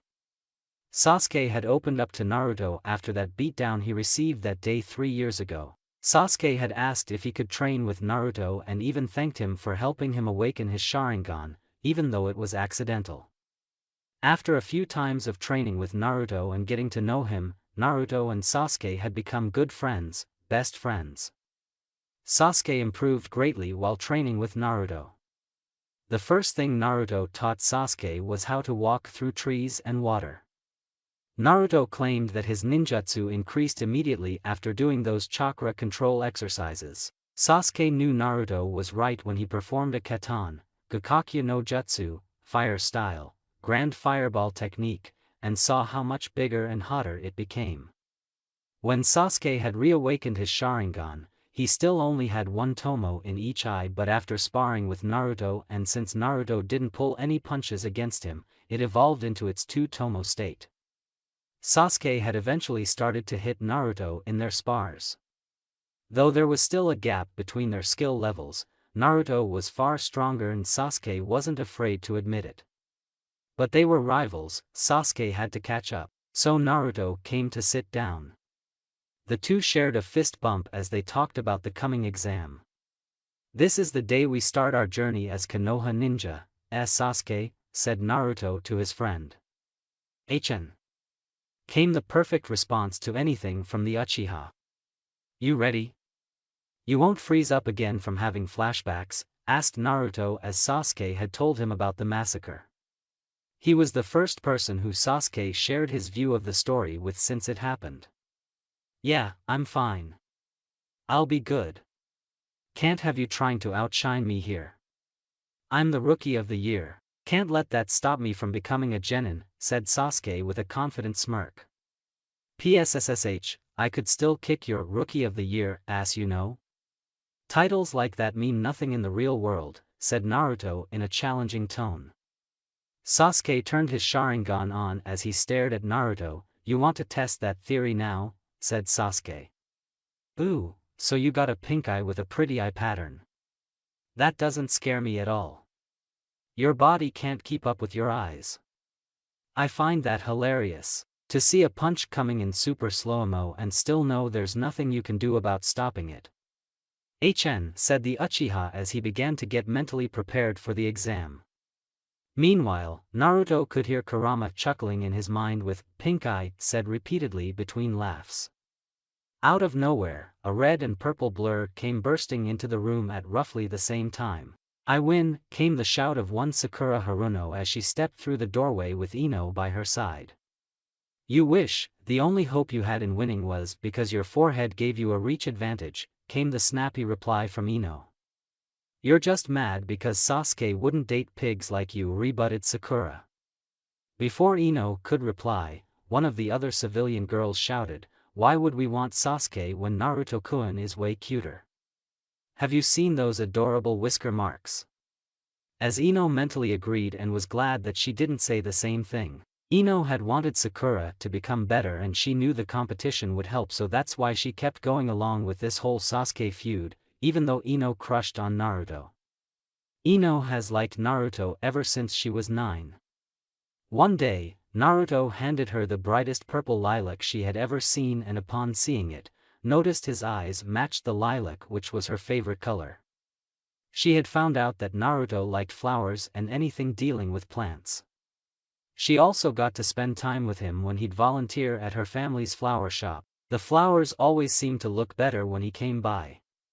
Plus he had the prettiest eyes ever and they were her favorite color. Did I already think that, thought Ino as she looked at Naruto, chatting with Sasuke. Her thoughts ended the moment Iruka-sensei entered and ordered everyone to take a seat. After a long, arduous speech from him, the exam started. Iruka and his assistant, Mizuki, began handing out the written exams. Mizuki was a man of average height and build, similar to Iruka. He had white, neck-length hair and wore the standard Chunin outfit of Konoha. To complete his outfit, he wore his forehead protector bandana style around his head. Naruto had always been able to sense the bad vibes coming from Mizuki. Naruto never told anyone about it due to him just believing he was prejudiced about his Jinchuriki status. So Naruto just let Mizuki hate on him. Naruto loves his haters anyway. After the simple written exam that Naruto did the bare minimum to pass, it was time for the practical exam, which consisted of a taijutsu spar with an instructor and demonstration of the 3 basic techniques. Many of the students did well in this part of the exam. Sasuke had even managed to get a few nice hits on Iruka and got a 9 out of 10 for his efforts. Kiba finished with an 8 out of 10 and so did Hinata due to her gentle fist style. Choji received a 7 with his clan's techniques. Shino got a 6. Ino, Sakura, and Shikamaru all got a 4, though Shikamaru forfeited once he got his 4th point, which was just enough to pass. Then we had Naruto's turn, who somehow got the ironic luck to get paired with Mizuki. Naruto could already tell that Mizuki would try to harm him, but Naruto wasn't worried in the slightest. He welcomed the challenge. What occurred became known as the greatest ass-whooping ever given by an academy student to a Chunin instructor in history. Mizuki never got to move, Naruto was on him too quickly and the match ended as quickly as it started. After Iruka said Hajime, not a second later, and a surprise Shunshin that Mizuki could have countered had he not been overconfident, Mizuki felt pain. Left jab to the face, right cross, followed by a roundhouse kick. But before Mizuki could go to the ground, Naruto planted another kick that sent Mizuki careening past Iruka. 10, definitely a 10. Since Mizuki was out cold, Iruka just continued to the ninjutsu portion alone. Shino Aburame. Pass. Choji Akimichi. Pass. Sakura Haruno. Pass. Hinata Hyuga. Pass. Kiba Inuzuka. Pass. Shikamaru Nara. Pass. Naruto Senju. Pass. Sasuke Uchiha. Pass. Ino Yamanaka. Pass. There were also another 18 civilian children who passed the exams as well. After Iruka gave another speech on how proud he was of his students and what life would be like now that they were shinobis of the leaf, he let his students leave. The academy was over with and now it was time to meet their senseis, which was tomorrow. "We made it," said Naruto with a smile on his face as he tied his black forehead protector around his forehead. A smile that everyone in the group of 9 reciprocated. Well, with Shino, you couldn't see but Naruto could sense he was happy. "We should go to celebrate." "Anyone wants barbecue," said a happy Choji. "Troublesome, but I'm in," said Shikamaru with a smirk. After a chorus of agreements, the entire gang that would later one be dubbed the Rookie 9 headed to one of Choji's family-owned restaurants. They all shared a great time at the restaurant. They knew that this would be the last time they'd all be together for a while once they separated into teams with their senses. Eventually, they all went their different ways. Choji and Shikamaru headed to Shikamaru's house. Kiba, Shino, and Sasuke went back to their respective houses. Ino and Sakura disappeared to Sakura's home, and Hinata had politely excused herself back to her clan compound. Several hours later. A few hours had passed and Naruto began to wander around Konoha aimlessly, determining what to do. It seemed the sun was going down soon, so he'd be able to watch the sunset from Hokage Mountain. With a shunshin, Naruto sat atop of Yondame's head. Naruto felt at peace. He felt good and nothing would change that at all. After the sun went down, Naruto decided to head home to get some rest before tomorrow. On his way, a shinobi went flying past him and nearly crashed into him. Naruto was turning around to say sorry when he noticed the ninja had kept going. Wait a minute, that's Mizuki-sensei. Wonder what he's in a rush for. Ah, well wait, is that a scroll on his back? It looks familiar, where have I seen that scroll before? Asked Naruto in his head. Then it hit him, that was the Hokage's scroll of seals. A scroll that contained many dangerous techniques that are mostly kenjutsu, forbidden techniques. But why did Mizuki have it?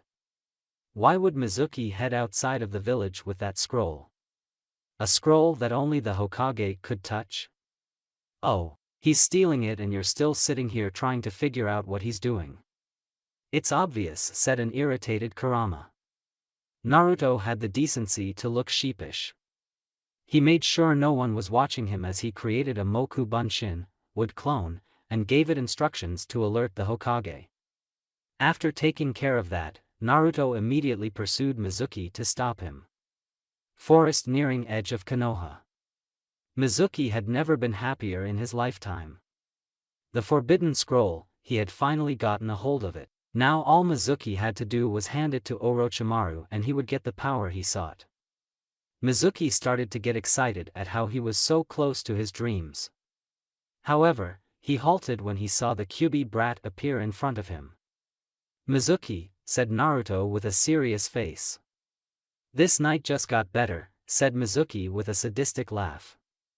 The gods must love me to have you, of all people, show up here right before I leave. I can finally drop the act and kill you after all these years, fox boy. Didn't I just thrash him earlier today? Is he crazy? Thought Naruto with a deadpan. It would seem so, said Kurama with a chuckle. Don't give me that demon look. You know why the people of this village hate you, said Mizuki with an evil glare. It doesn't matter, said Naruto, whose face hadn't changed since first arriving. It's because you're Kyuubi. You're that piece of shit fox who assaulted Konoha years ago. And now you pathetic demon, I'm going to kill you, said Mizuki dangerously as he pulled an oversized shuriken off his back. Naruto, I don't care how you do it, kill this guy. Who does he think he's talking about here, said an agitated Kurama, who was aggressively trying to send chakra into Naruto to get him to tear Mizuki apart. I can't kill him, but I'm sure Gigi will know what to do with him to appease your needs, said Naruto in his head as he denied Kurama's chakra. Are you done? Asked Naruto in a bored tone. What? Asked a slightly confused Mizuki, as he thought that the boy would have a mental breakdown at the news. I already know what's sealed into me, but I am Konoha Genin, Naruto Senju, and nothing will change that. Before I curb stomp you something serious, I have to know, why did you steal the scroll? For power? Or was it to give it to someone else? Said Naruto sharply. It seems I have to give you a little credit, but even a fool is right some of the time. Since you'll be dead here shortly, why not tell you? Lord Orochimaru tasked me with the retrieval of this scroll and in return, would become his right-hand man. He would give me great power and I would be able to show everyone that I'm strong, said Mizuki madly as he threw his shuriken at Naruto. Orochimaru, one of Konoha's biggest traitors. The same one that performed that experiment on Tenzo-sensei, thought Naruto as he sidestepped the shuriken. That is a terrible mistake on your part, Mizuki, and I cannot forgive a traitor of my village, said Naruto as he performed the ram hand seal and slammed both of his palms on the ground. Doton, Doryuhiki, earth style, mud wall, thought Naruto was a huge wall sprung up behind Mizuki. Mizuki briefly turned his head around and looked in awe at the jutsu used by the demon. He had no idea he could use ninjutsu of this caliber. In the short amount of time it took Mizuki to turn his head around, Naruto clapped his hands together and was ready to fire off another jutsu. Suidan no Jutsu, water style, water bullet technique. Naruto fired off a huge bullet of water at Mizuki, who braced himself for impact as it plowed into him. Due to Naruto's mud wall behind him, Mizuki didn't travel far before impacting off the wall behind him. As Mizuki slowly overcame the effects of the jutsu, he steadied himself with a kunai in hand and charged at Naruto. Naruto pulled out his kunai and clashed with Mizuki's own. Mizuki, being physically stronger and taller than Naruto, had the advantage over Naruto and eventually managed to dig his kunai into Naruto's chest. Mizuki smirked upon seeing Naruto's shocked face, but that quickly disappeared as Naruto reverted to mud. Replacement. He barely had time to turn around to see Naruto coming right at him. Mizuki felt every bit of air leave him from the Kurama-powered elbow to his stomach. Mizuki fell on his hands and knees trying to regain his breath, but before he could recover, he met unconsciousness as his body hit the ground from Naruto's dual-handed axe punch to his back. When Naruto noticed Mizuki stopped moving, he relaxed a little and went over to retrieve the scroll. He then stomped Mizuki one time to keep with his word of curb stomping him. Naruto tied Mizuki up and carried him and the scroll back to the Hokage Tower. Hokage Tower. Hiruzen stood in his office when Naruto came in and told him about the Scroll of Seals incident and grew worried. However, he visibly relaxed when it was just a clone and the real Naruto was already in pursuit of Mizuki. He knew Naruto could easily handle Mizuki, but he did send Umbu out to make sure the scroll made it back and that Naruto was okay. Hiruzen knew that Mizuki had grown complacent and his skills had dulled, so Naruto would have no trouble in defeating him. He was proven right when Naruto came into view with a Shunshin carrying both Mizuki and the Scroll of Seals. "You know, that was a pretty fast Shunshin, Naruto-kun," said Hiruzen with a smile as he was glad Naruto had come back unharmed and with the scroll. "Thanks, GG.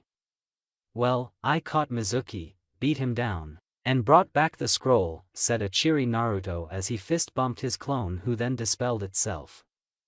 Then Naruto got serious and said, "Orochimaru is involved in Mizuki's treachery." This news startled the aged Hokage, as anything Orochimaru related was of terrible news to Konoha. His favorite student had developed into a major pain in the ass and it was his fault for not ending it all those years ago. "I'm too old for this," thought Hiruzen with an aged sigh. Nevertheless, the scroll was back and Naruto caught the traitor so he could be interrogated for more information. He might even let Ibiki pull out all of his tricks. Hiruzen shivered at the thought. He didn't know how Ibiki became as sadistic as he is, but he was glad that he was not on the other side of an Ibiki interrogation. That man was brutal. "You didn't peek at the scroll, did you?" said the Hokage with authority. "Of course not, Gigi, that scroll is for the Hokage's eyes only," said Naruto with a smile. "Good," said Hiruzen proudly as he realized how much Naruto had grown in the past years. He was well on his way to becoming a great shinobi. "Well, thank you, Naruto-kun. And I say that on behalf of all of Konoha, since what you just did was a great service to the village. Now get ready for your registration and team assignment. I'm so proud of you and good luck." "Hi Hokage Gigi-sama," said Naruto with a mock salute. After that long day, Naruto did nothing but walk in and plop down on his bed. All the while anticipating tomorrow's event. Naruto awoke today feeling amazing.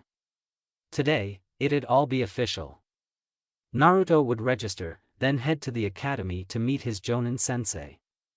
After getting ready, Naruto trekked off to get his registration taken care of.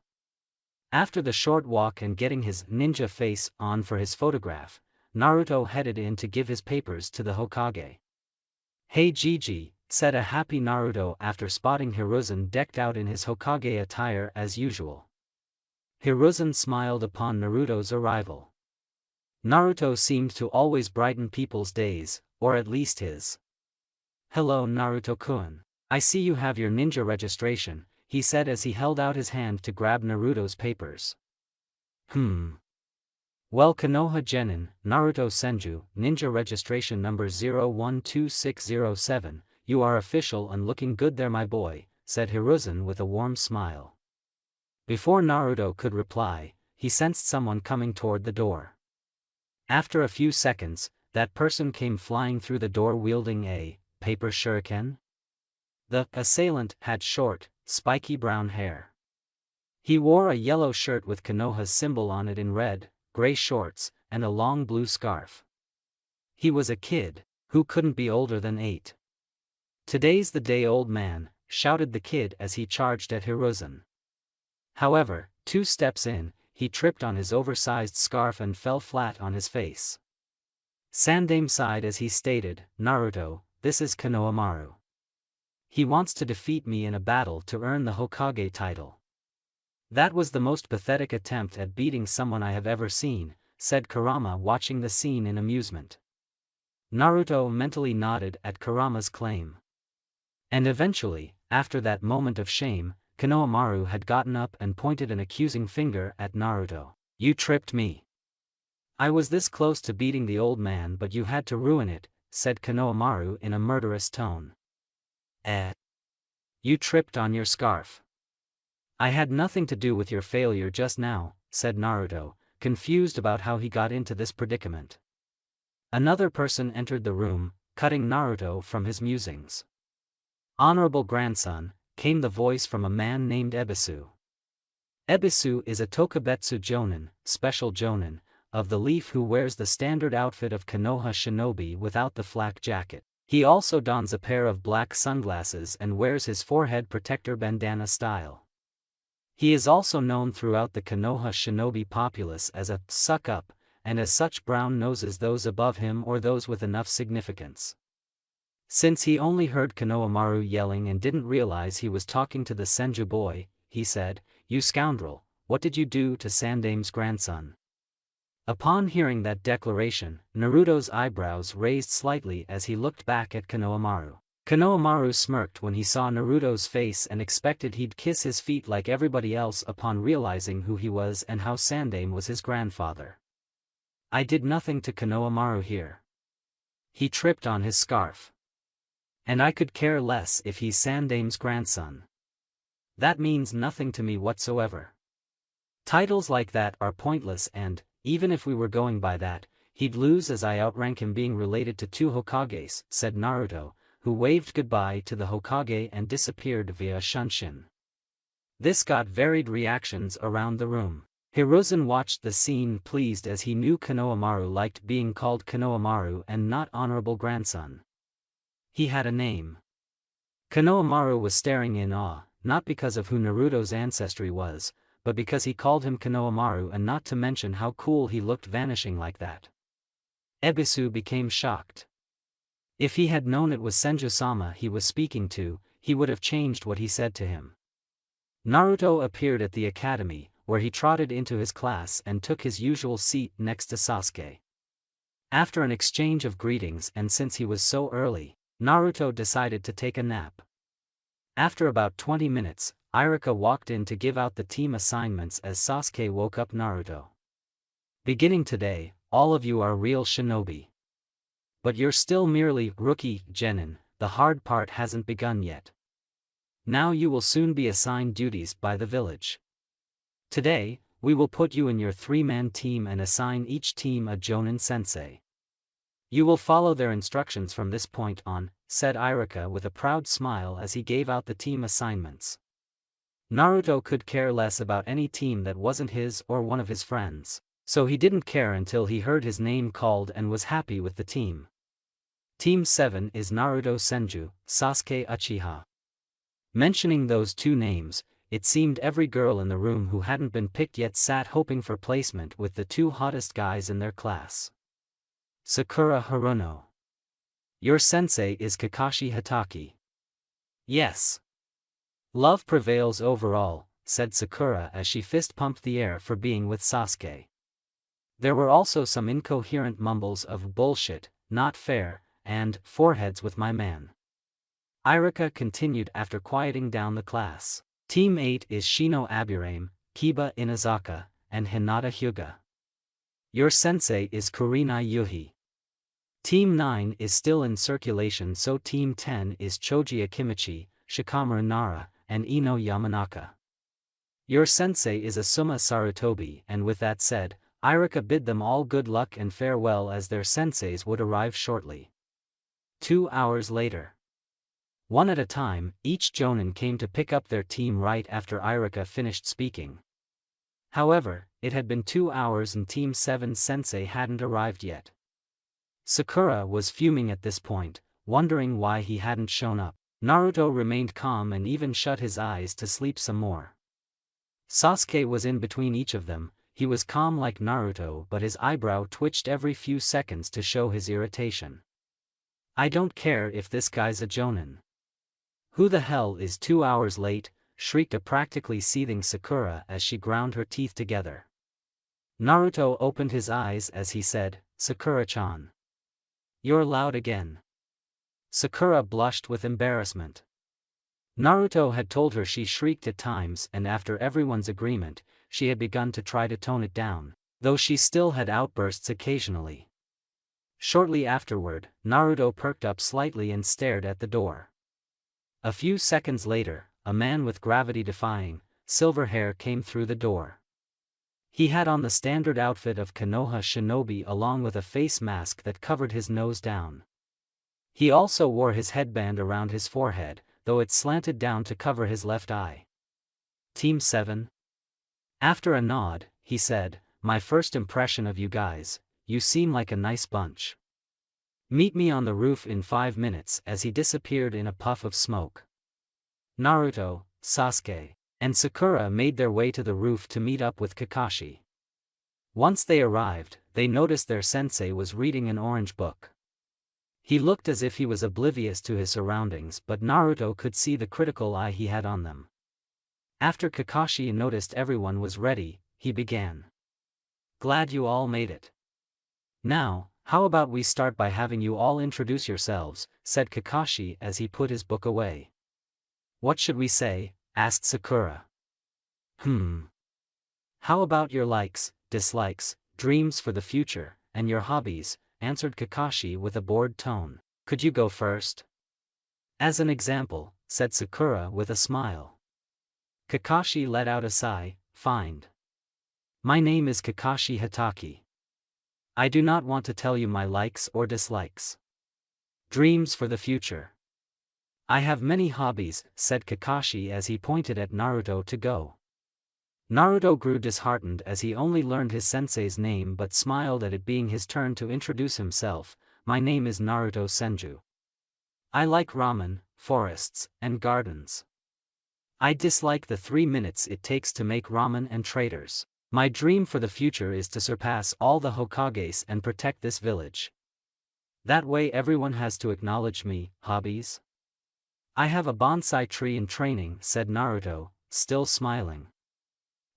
He's grown up interesting though, Kakashi. Next, said Kakashi, looking at Sasuke. My name is Sasuke Uchiha. There are tons of things I dislike and only a few things I do like. And I don't use the word dream, for I have an ambition. To revive my clan and kill a certain man, said Sasuke. Figured as much, thought Kakashi. And lastly, the girl, said Kakashi to Sakura. My name is Sakura Haruno. I like, said Sakura as she peeked at Sasuke. I mean the person I like is my dream for the future? Oh my. The thing I dislike is Ino Pig, finished Sakura. Typical girl her age, love over jutsu, thought Kakashi before saying, well, tomorrow marks the start of Team 7. I'll see you all tomorrow for survival training, said Kakashi. Survival training?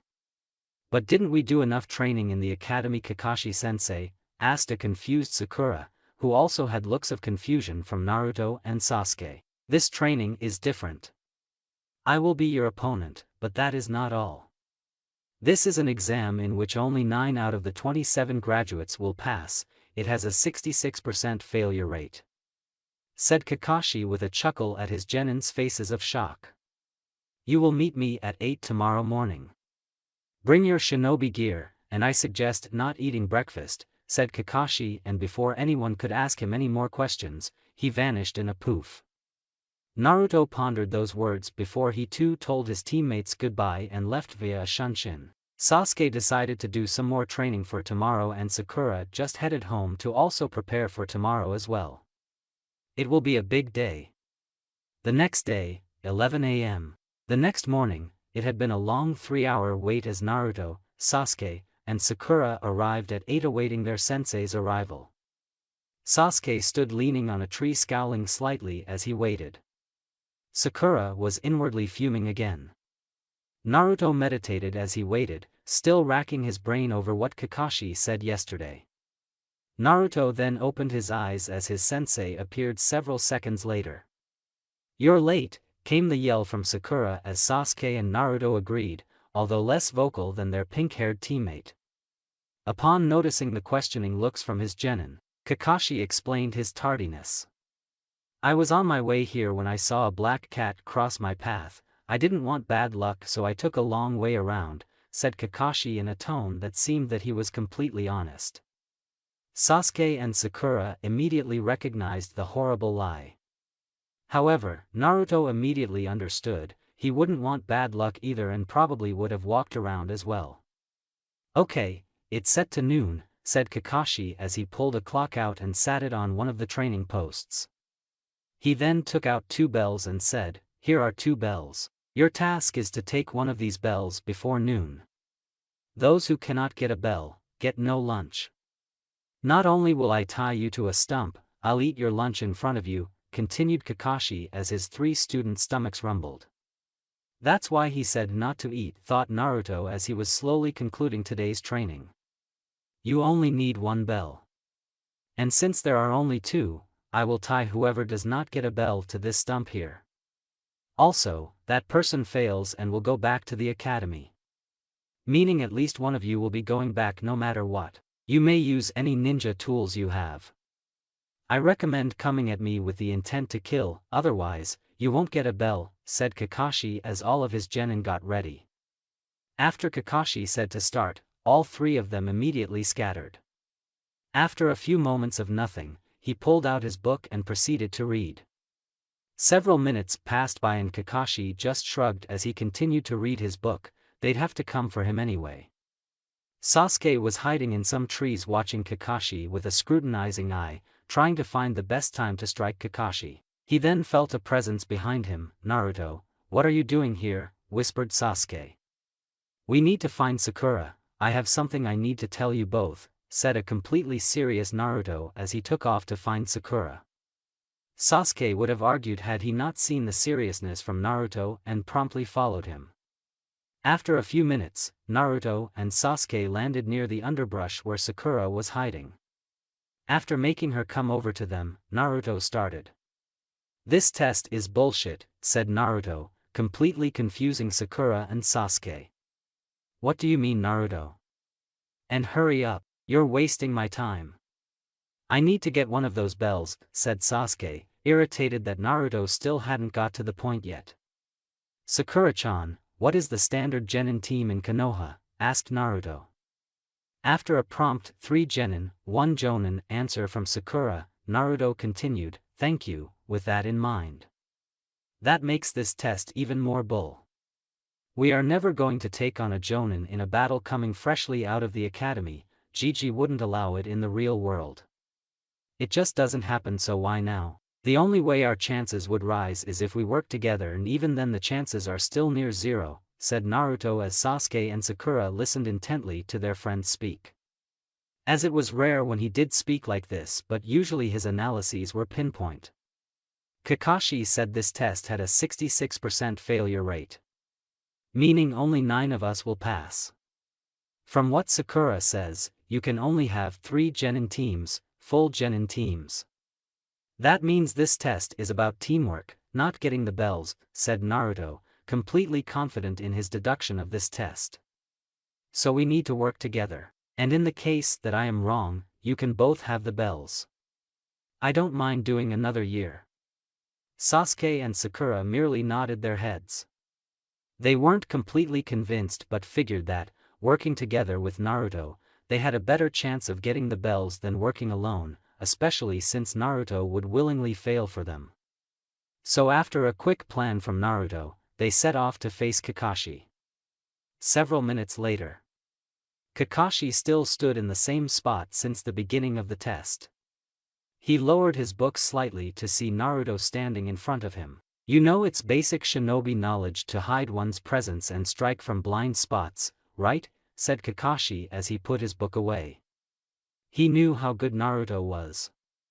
Naruto replied with, "It wouldn't have made any difference. 1. You already knew where I was. 2. You have one of your eyes covered, so you likely have found a way to cover your blind spots as you create a huge one with only one eye. And 3. I figured out your test. It's teamwork but there is a major flaw in it," said Naruto. Kakashi grew impressed with Naruto's analysis. He was right on each point, though he did wonder what the flaw in the test was. "And what would the flaw be?" asked Kakashi as he readied for Naruto's assault. "You can't expect 3 fresh genin to come in and show teamwork to that level. Teamwork happens over bonding with each other through missions, team meetings, and being with one another.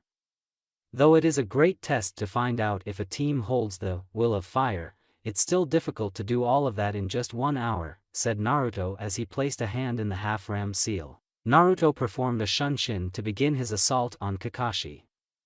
Kakashi nodded at Naruto's explanation. He then turned around and blocked the kick to his head from Naruto. The speed behind his kick is immense, that's why it hits so hard due to the momentum built up, thought Kakashi as he continued to block each of Naruto's strikes. He then saw Naruto do a low sweep kick and jumped over it. He grew surprised when Naruto immediately stood up faster than before with a kunai in hand and went to cut the strings holding the bells to his waist. He cut the string slightly before Kakashi batted the kunai out of his hands and they jumped back from one another. To think he'd be able to get that close to the bells. Impressive, thought Kakashi before he saw Naruto hold the Tiger Hand seal. Nien Shoja no Jutsu, Temple of Nirvana technique, thought Naruto as white feathers appeared around Kakashi. Kakashi immediately recognized the genjutsu and dispelled it with ease. However, as soon as he dispelled it, several kunai struck him squarely in the back. Sasuke had been mildly surprised when his kunai hit Kakashi. He did according to the plan. Once Naruto activated his genjutsu, and launched the kunai at Kakashi to catch him off guard. Though he wasn't disappointed as he saw the customary log take Kakashi's place signaling a replacement. Shortly after that, Sasuke heard a scream. It seemed Kakashi had taken out Sakura. "Damn, guess we go to plan B," thought Sasuke as he activated his Sharingan when he noticed Kakashi behind him and engaged Jonin in taijutsu. Kakashi wasn't surprised to see Sasuke's Sharingan, he had read about it in Sasuke's file. However, he was in for another shock as after a few blocked hits and Sasuke's impressive agility, Sasuke managed to touch one of the bells. Upon noticing it, Kakashi immediately disengaged and slid a few feet away from Sasuke. However, he didn't notice the 3 lines of mud on the ground around him. The lines were in a perfect square surrounding Kakashi, with the only uncovered side being the one facing Sasuke, who was going through several hand seals as Naruto landed beside him with his palms placed on the ground. Doton, Dorihiki, Earth Style, Mud Wall, thought Naruto as the mud around Kakashi rose on all 3 sides, creating a sort of tunnel facing his 2 students. At roughly the same time, Sasuke finished his hand seals and placed a hand near his mouth. Katan, Gokakyu no Jutsu, Fire Style, Grand Fireball Technique, said Sasuke as he unleashed a huge fireball from his mouth that flew toward Kakashi. Kakashi was about to jump up to avoid the jutsu when he noticed an equally big water ball flying down towards him. Naruto must have created that before landing next to Sasuke to activate his mud wall.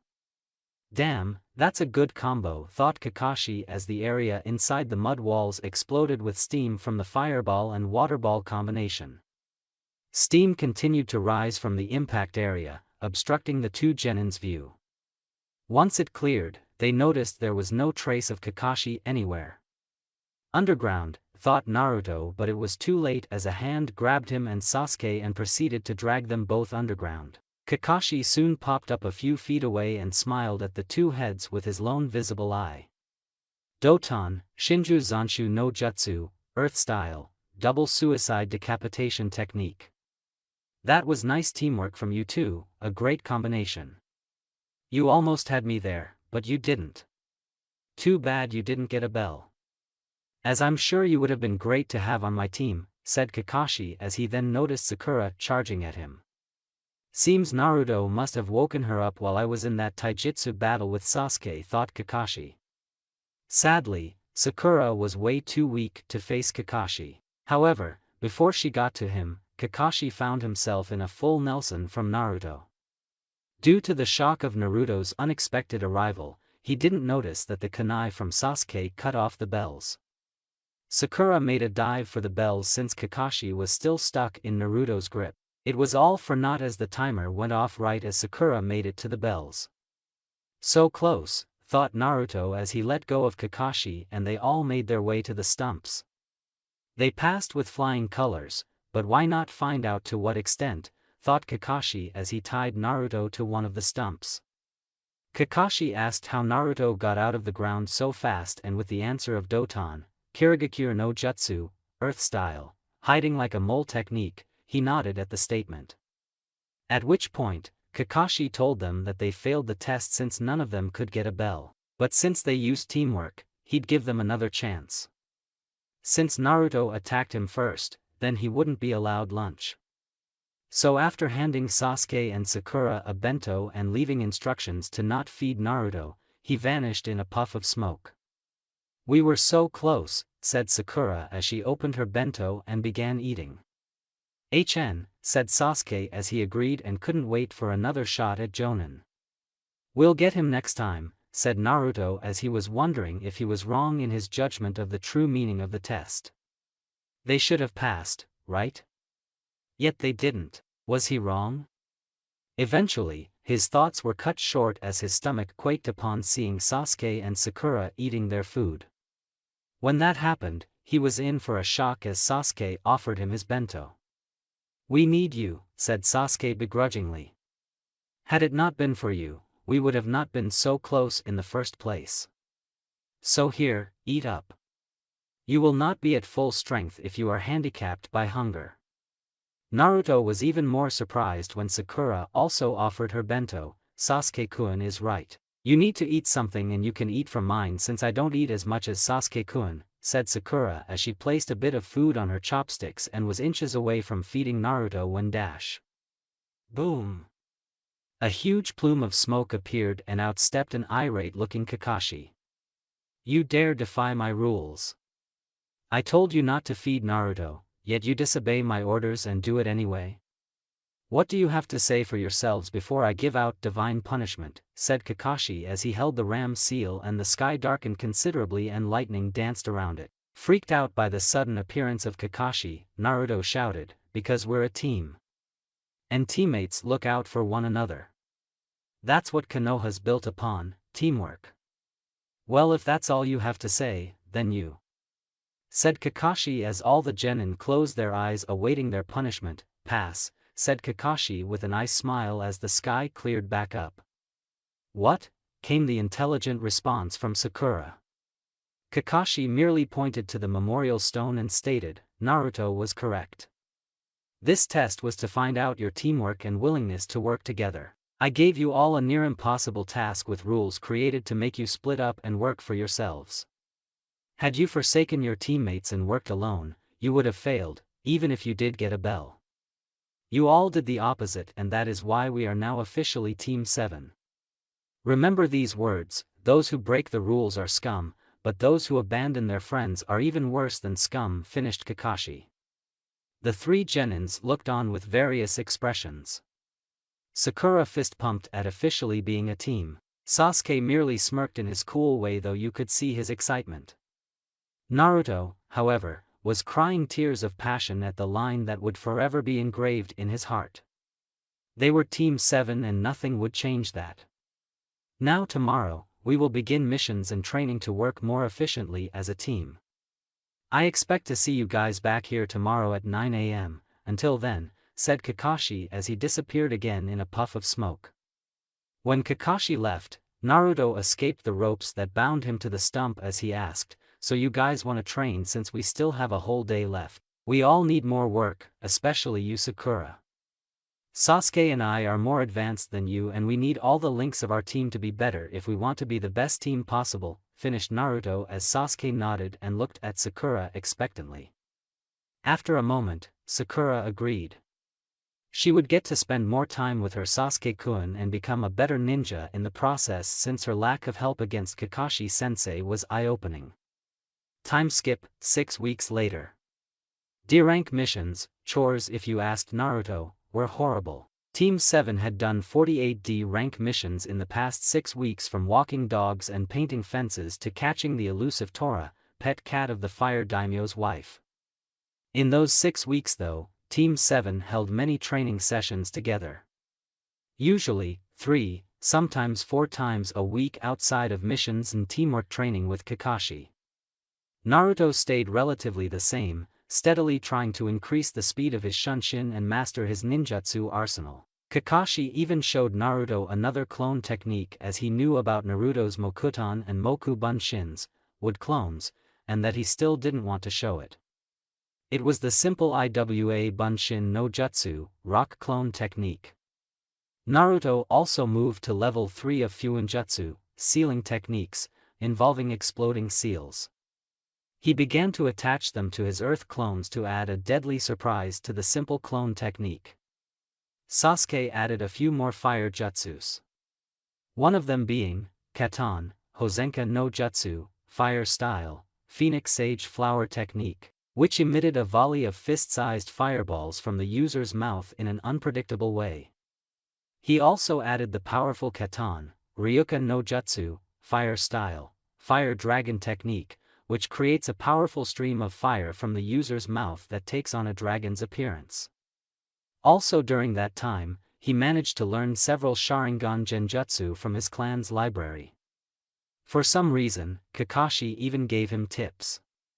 How Kakashi knew so much about the Sharingan was above him, but he accepted it with no questions asked. The person who progressed the most was Sakura. She began with physical exercises that at first were brutal on her due to her not getting the correct nutrition into her body. However, after hearing Naruto and Sasuke tell her to quit her diet since it'd make her body more capable of handling this type of training, it began to bear results. Her stamina, speed, and strength had improved greatly over the past 6 weeks. Naruto and Sasuke had also found out that Sakura had amazing chakra control since she was able to get tree walking and water walking relatively quickly. Since her chakra control was so good, Naruto suggested she become a medic nin. Sakura was happy with the suggestion since she knew she wouldn't be able to catch Sasuke and Naruto in the other shinobi arts, but being a medic nin added value to her place on the team. Sakura had learned the beginning medical ninjutsu, the Shosen no Jutsu, mystical palm technique. Though she could only heal small bruises and cuts, it was still better than nothing and she was proud of herself. She felt more important on the team nowadays and her confidence skyrocketed as a result. Kakashi, noticing the progress his team had made individually, I smiled because they took it upon themselves to get better. As such, he was more than happy to give out tips to help them. Due to them blossoming so well, he decided they had enough of D ranks and it was now time for their first C rank. It was a simple bodyguard duty, to escort Tazuna, a bridge builder who lived in Wave Country, back to Wave Country and guard him while he finished a bridge. It was more than easy enough for his team to handle and tomorrow they would set out on their first C rank. It was a bright and sunny day as 5 people were walking down a road. Those 5 people were the 4 members of Team 7 and their client. They were walking in a diamond formation with Naruto in front, Sasuke on the left, Sakura on the right, Kakashi trailing behind, and Tazuna, the client, in the middle of the formation. It had been a day since leaving the village to begin their first C rank. Normally the trip to Wave would be less than a day, but with Tazuna being a civilian, they had to travel at his pace. The group walked in relative peace and silence until Naruto tripped a bit. After a light chuckle at Naruto's misfortune, Sakura posed a question. "Tazuna-san, you're from a wave country, right?" After a grumble of, "What about it?" Sakura turned to Kakashi and asked, "Kakashi-sensei, do they have ninjas in wave country?" "No, not in wave country. Though their culture and customs differ, hidden villages do exist and as such, other ninjas as well," said Kakashi as he patted Sakura's head, messing up her perfectly groomed hair. "Don't worry. There isn't any ninja combat on a C rank mission." As the group walked past a puddle in the road, Sakura visibly relaxed upon hearing that. She may have gotten stronger and better as a ninja, but she was still a little scared to face an enemy ninja. Her relaxed state changed immediately when she heard "one down." Upon hearing those words, everyone, except a captured Kakashi, turned around to watch Kakashi be torn to shreds by two other ninjas. Those two being the demon brothers, Gozu and Meizu. Both of them had shoulder-length brown hair and dark eyes. They both wore a rebreather and poisonous gauntlet on one arm. They looked the same except Gozu had a single horn on his forehead protector and a cape, while Meizu had two horns and shaggy hair. The demon brothers, upon seeing the shocked states of the Genin, took that moment to charge for the closest one, who was the blonde kid. However, when tying him up like the first ninja, they didn't notice the smirk on his face. "Two down," said the brothers, who became shocked, and the kid shifted into mud as they tore him apart. "Kawarimi, replacement," thought to Gozu and Meizu as they suddenly started feeling hotter. They looked up to see the biggest fireball either brother had ever seen come falling from the sky. The heat from it was intense and it almost seemed unreal. "Genjutsu," thought Meizu as he dispelled the illusion. Upon canceling the illusion, they failed to notice that a kunai pinned their chain to a tree. Shortly after dispelling the genjutsu, Gozu received a harsh kick from the blonde while Meizu received one from the dark-haired kid, sending them in opposite directions, snapping their chain. Despite the kicks, the brothers recovered fast enough and decided to take out their target as fast as possible and set off to deal with him.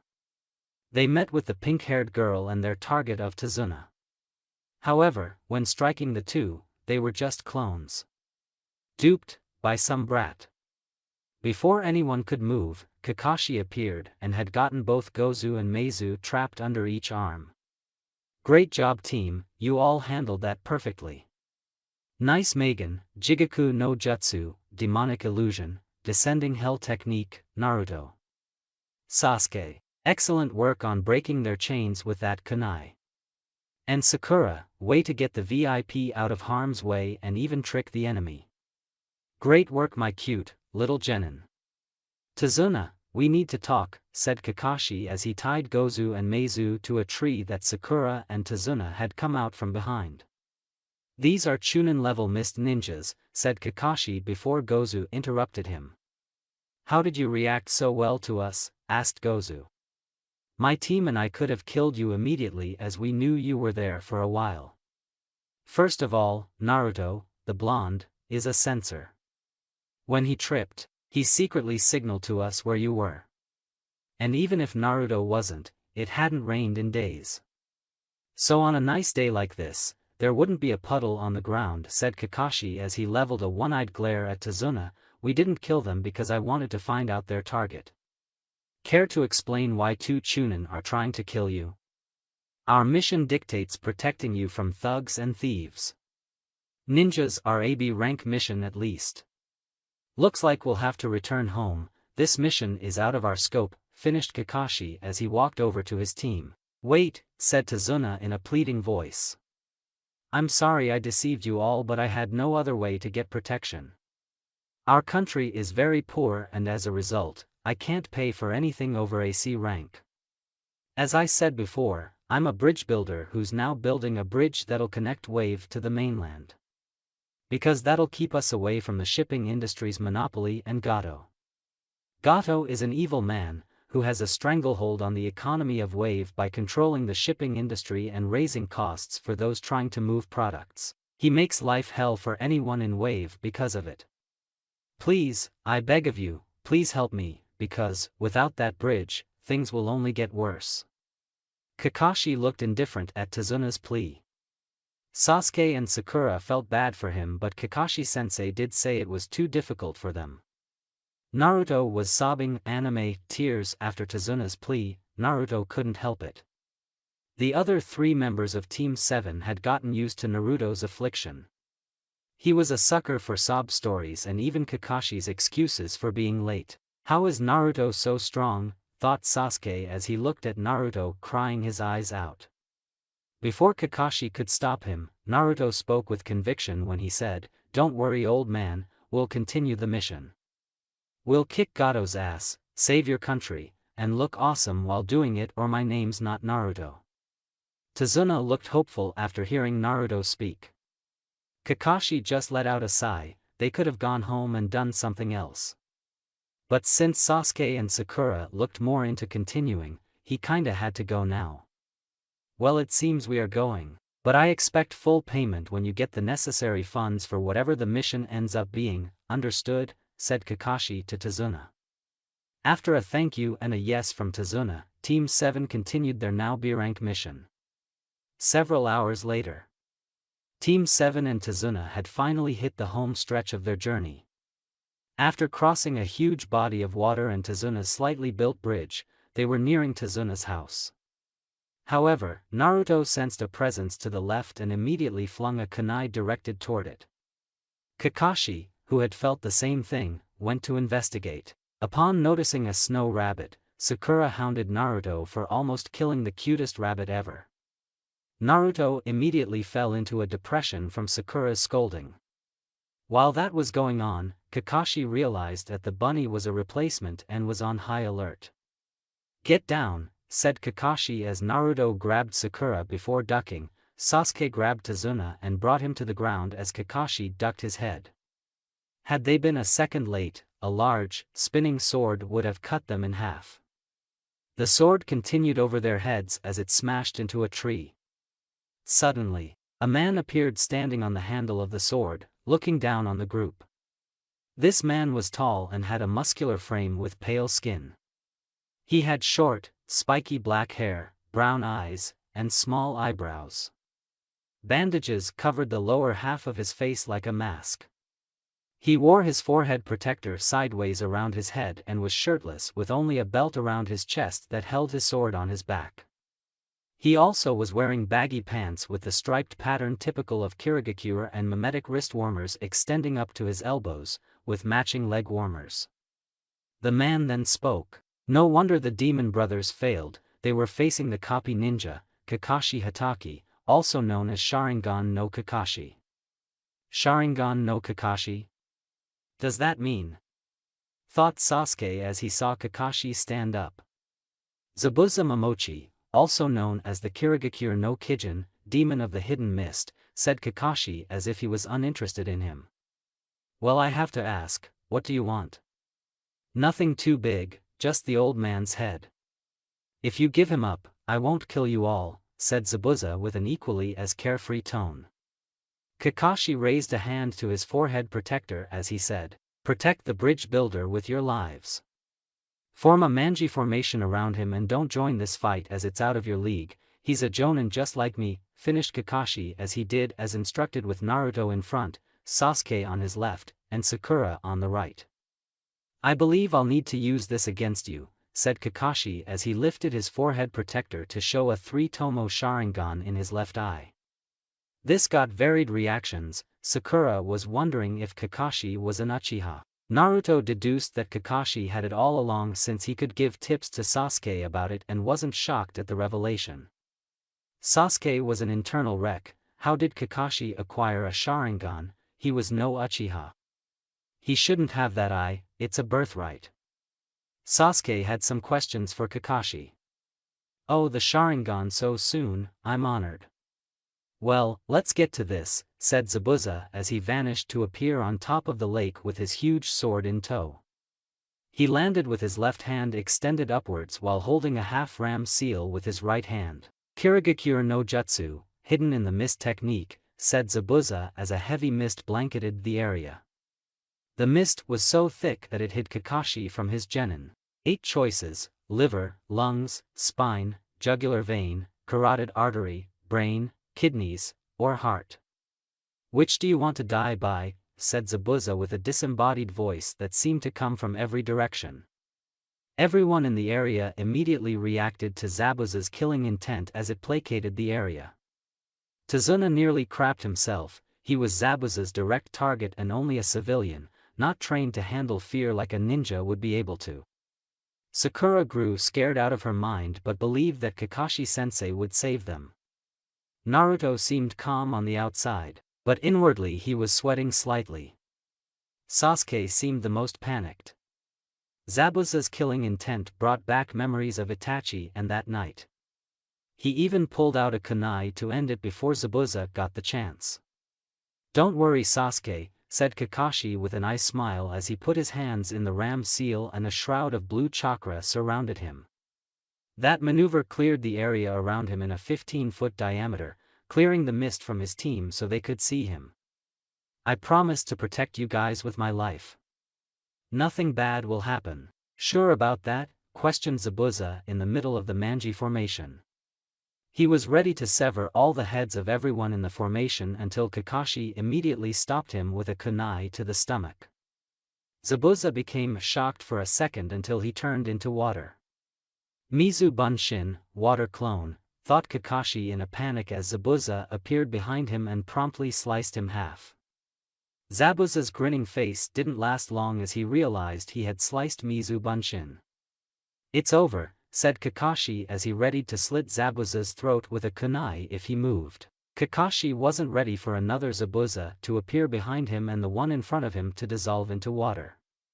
"I'm not that easy to take down," said Zabuza as he swung to cleave Kakashi in half. Kakashi ducked the swing and put his hands up to block the follow-up kick from Zabuza that sent him sailing into the water.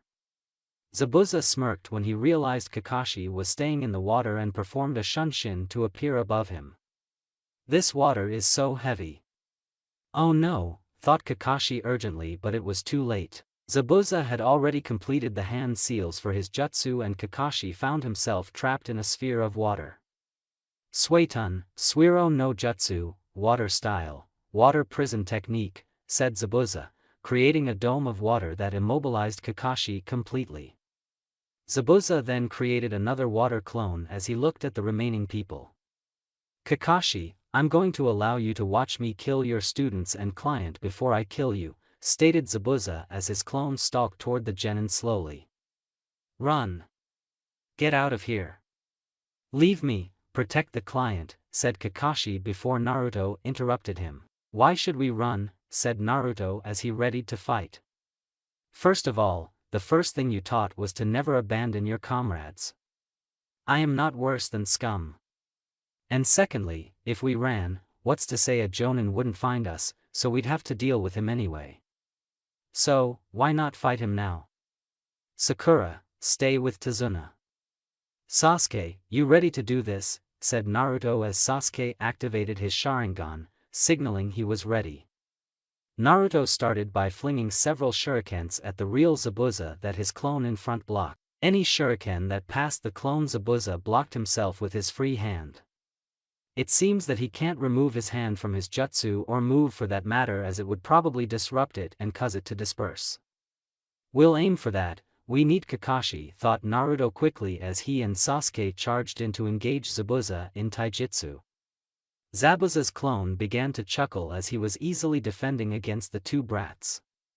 After a minute, he got bored with defending and violently kicked Sasuke away and readied to slice the other one but saw him backpedaling rapidly. He noticed that he was going through a few hand seals.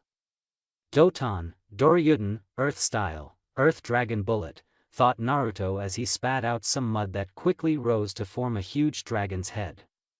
The dragon proceeded to fire off several bullets of mud at the Zabuza clone, which he blocked with his huge sword. However, upon blocking the last bullet, he noticed that the blonde had disappeared and the Uchiha brat was standing in front of him wielding a Fuma shuriken. Sasuke held the shuriken in his hand and opened it up fully and readied to fling it. As Sasuke let it go, Zabuza's clone noticed that it wasn't headed for him but rather Zabuza in the back. Zabuza chuckled as he easily caught the shuriken. His chuckle disappeared as he noticed another shuriken headed toward him that had been hidden in the shadow of the first. Zabuza jumped over the shuriken in an impressive display of agility. "Too easy," said Zabuza in a snobbish tone. He wasn't ready for the shuriken to poof and turn into the blonde-haired kid, who flung a kunai at him. The kunai was perfectly aimed as it required him to move his arm out of the way lest he took a high-speed kunai to the arm. Despite moving, the kunai still nicked his cheek. Naruto got behind Zabuza as he had used a henge transformation to change into that second shuriken that Sasuke tossed to outwit Zabuza. Naruto was standing on the water when he noticed Zabuza became enraged and looked at him with a murderous glare. As he was ready to fire the still-held Fuma shuriken back at Naruto, an incredibly serious Kakashi blocked that attempt. "Great job Naruto and Sasuke. That was an ingenious plan and I couldn't be prouder," said Kakashi as he still held his glare toward Zabuza. "Heh, I got distracted and let go of my jutsu, big deal," said Zabuza trying to downplay that two genin outwitted him. "Don't flatter yourself, you were forced to drop it," said Kakashi as he batted away the shuriken in Zabuza's hand. Zabuza jumped away from Kakashi, who mirrored him, and went through a plethora of hand seals that Kakashi was executing at the same time and speed of him. They even shouted, "Suiton, Suryuden no Jutsu, water style, water dragon bullet technique," at the same time as two huge water dragons appeared and cancelled each other out when they clashed. How did that happen? The Sharingan allows the user to copy and recreate what the other is doing, but we finished at the same time. "What's going on?" thought Zabuza as he went through a few hand seals for another jutsu but stopped when he noticed himself standing behind Kakashi. "What?" Zabuza thought when he saw Kakashi go through hand seals for the jutsu he was about to use. "Suiton, Daibakufu no Jutsu, water style, great waterfall technique," said Kakashi as a huge torrent of water crashed into Zabuza and sent him careening into a tree. As soon as he hit the tree, four kunai from Kakashi pinned Zabuza's arms and legs to the tree. "How are you doing that? Can you dash?" said Zabuza before Kakashi interrupted him. "See the future." "Yes, and your future is death," said Kakashi as he walked over to Zabuza to finish the job, but two Senbon needles struck Zabuza before Kakashi could get to him. "You were right," came the voice of a hunter Nin that suddenly appeared. "He is dead and I thank you for weakening my target as I've chased him for a long time." The hunter Nin grabbed Zabuza's arm and placed it over his head. "Allow me to dispose of this body elsewhere so your genins don't have to watch," finished the hunter Nin as he disappeared in a swirl of mist. "Well anyway," said Kakashi back to his bored, uninterested tone as if he just didn't fight to the death just now. He covered his left eye back up and said, "Tazuna, we're almost to your house, right?" After a nod from Tazuna, Kakashi gave an eye smile and finished with, "Great. Naruto, you're on duty." Naruto looked confused at first until he saw his sensei collapse. Sakura ran over and performed a diagnostic jutsu. She determined that he was only experiencing chakra exhaustion and that he'd be fine in a couple of days. With that, Naruto picked up Kakashi piggyback style and they continued on their way to Tazuna's house. Eventually, right before they made it, Naruto voiced his concerns. "Zabuza's still alive." Arriving at Tazuna's house that night, Team 7's exhaustion was clear from today's events. Tazuna's house had him, his beautiful daughter, Tsunami, and his young grandson, Inari, all in the same tiny home. His home was very warm and inviting as they all rested for the night after their long day of traveling and fighting. The following morning, Kakashi was left at home to recover from his chakra exhaustion. Upon awakening, Kakashi confirmed Naruto's concerns about Zabuza being alive, though Kakashi assured Naruto it would take Zabuza at least a week to recover from his injuries given during their fight. So for the day, the rest of Team 7 followed Tazuna to the bridge to protect him. It was an uneventful day until that night back at Tazuna's house during dinner. "You're all going to die, you know," said Tazuna's grandson in a matter-of-fact tone. The comment came out of nowhere and everyone in the room became surprised by his sudden announcement. Naruto was the first to respond. "No, we're not. I'm too awesome to die before becoming Hokage and so is my team. Gato's going to murder you all for trying to stop him." "Just like Kaiza," shouted Inari as he teared up remembering Kaiza, the first to stand up to Gato and was killed for it. "No, I doubt it very seriously. We'll protect your grandfather with our lives." "Just you watch, kid," said Naruto with a smile, which also got a smile from Tazuna. "Stop smiling. You don't know what pain is. You don't know suffering. You've probably lived a cozy life in that ninja village of yours," said Inari as he gasped seeing Naruto's happy demeanor do a 180. "Listen, so what, your life is bad now. Get over it. People have had it worse. You still have a mother and grandfather who love and take care of you. A warm house to live in and a meal every night. You have no clue what it's like to suffer." The stark shift in Naruto was mind-boggling to everyone there. He was normally such a pleasure to be around but currently was cold and apathetic. "I know a guy who lost his whole family in one night to his older brother, whom he admired. He was only 6. There's also a guy whose entire village hated him for something out of his control. Where his existence has been ignored since being born. But you know what, they didn't mope all day long. They got up and did something about it, so they can move forward in their lives." Naruto then put his utensils down as he stood up from the table. "Sensei, I need to blow off some steam, I'll be in the forest training." Naruto vanished in a puff of smoke as he left the home. It was quiet for a few moments after he left until Sakura spoke up. "Kakashi-sensei, the first person Naruto was talking about was Sasuke-kun, right? Who is the other one?" "The other one is Naruto." "What? He always seemed so happy. How could he have had a terrible life like that?" "Indeed, he was Sakura. Naruto had a pretty rough life until the Hokage personally stepped in. He's done so much to gain the village's love, but it's hard to change people's viewpoints. Naruto can change a person's viewpoint easily, but people are a different story. Maybe one day that will change. Though it has gotten better in recent years," said Kakashi as he wanted his genin to wonder what it was. What would Naruto be hated for, thought Sasuke as before he remembered to ask Kakashi about his Sharingan. Next morning, with Naruto. The following morning was absolutely beautiful in Wave Country. Naruto had stayed out all night and fallen asleep from his training session. He was snoring heavily as he laid sprawled out on the forest floor. An extremely beautiful girl in a pink dress with long black hair and chocolate brown eyes walked into the clearing Naruto was occupying. Upon noticing Naruto snoring, she decided to wake him up.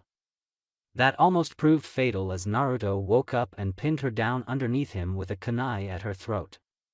"Oh, I'm sorry, I didn't mean to attack you. It's just that this country has a bad crime rate," said Naruto with a smile as he put his kunai away and removed himself. Such pretty eyes, thought the girl before noticing his hand out. She took it and was helped into a stand. "Oh, it's fine, I understand completely. Wave is a pretty violent place. My name is Haku, nice to meet you." "Naruto, a pleasure to meet you, Haku. What are you doing here all alone?" "You said you knew how dangerous this place was," said Naruto, confused at the girl's logic. "Oh, my friend needs medical attention and there are some herbs around here that can help him. Want to help me pick them?" asked Haku with a small smile. "Of course, just tell me which ones, and I'll get them for you," said Naruto, reciprocating the smile. Haku pointed out a few plants as Naruto began to grab them and place them in Haku's basket. Eventually, Haku popped a question. "Are you a ninja?" "Why do you ask?" "Because I noticed your figure was suited for combat like a ninja's," said Haku. She tried to say forehead protector until she noticed I didn't have mine on. "I took it off last night so I wouldn't be recognized," thought Naruto as he said, There are plenty of people with bodies like mine who are just regular civilians, but yes, I am one. I thought, do you have something precious to protect? I believe true strength comes from wanting to protect those precious to you, said Haku, fondly thinking about her own precious person, the one in need of medical attention. I do, my village and my friends are all precious to me and I'll protect them with my life. But you should know something, Haku, we have to face an extremely powerful foe named Zabuza. He's trying to kill us, said Naruto as Haku gasped, but don't worry. We already found him and my team is about to kill him now, said Naruto as he was watching Haku with a critical gaze. Upon seeing Haku stiffen slightly, Naruto knew he had her. I wish. If only it were that easy, said Naruto as Haku relaxed at the news. True, Naruto-kun. Thank you for your help, but I need to get this back to my friend, said Haku with another smile. Before fully disappearing, Haku turned around and said, oh, and by the way, I'm a boy. Naruto never even reacted to the shocking news as he said, no, you're not. I'm a ninja.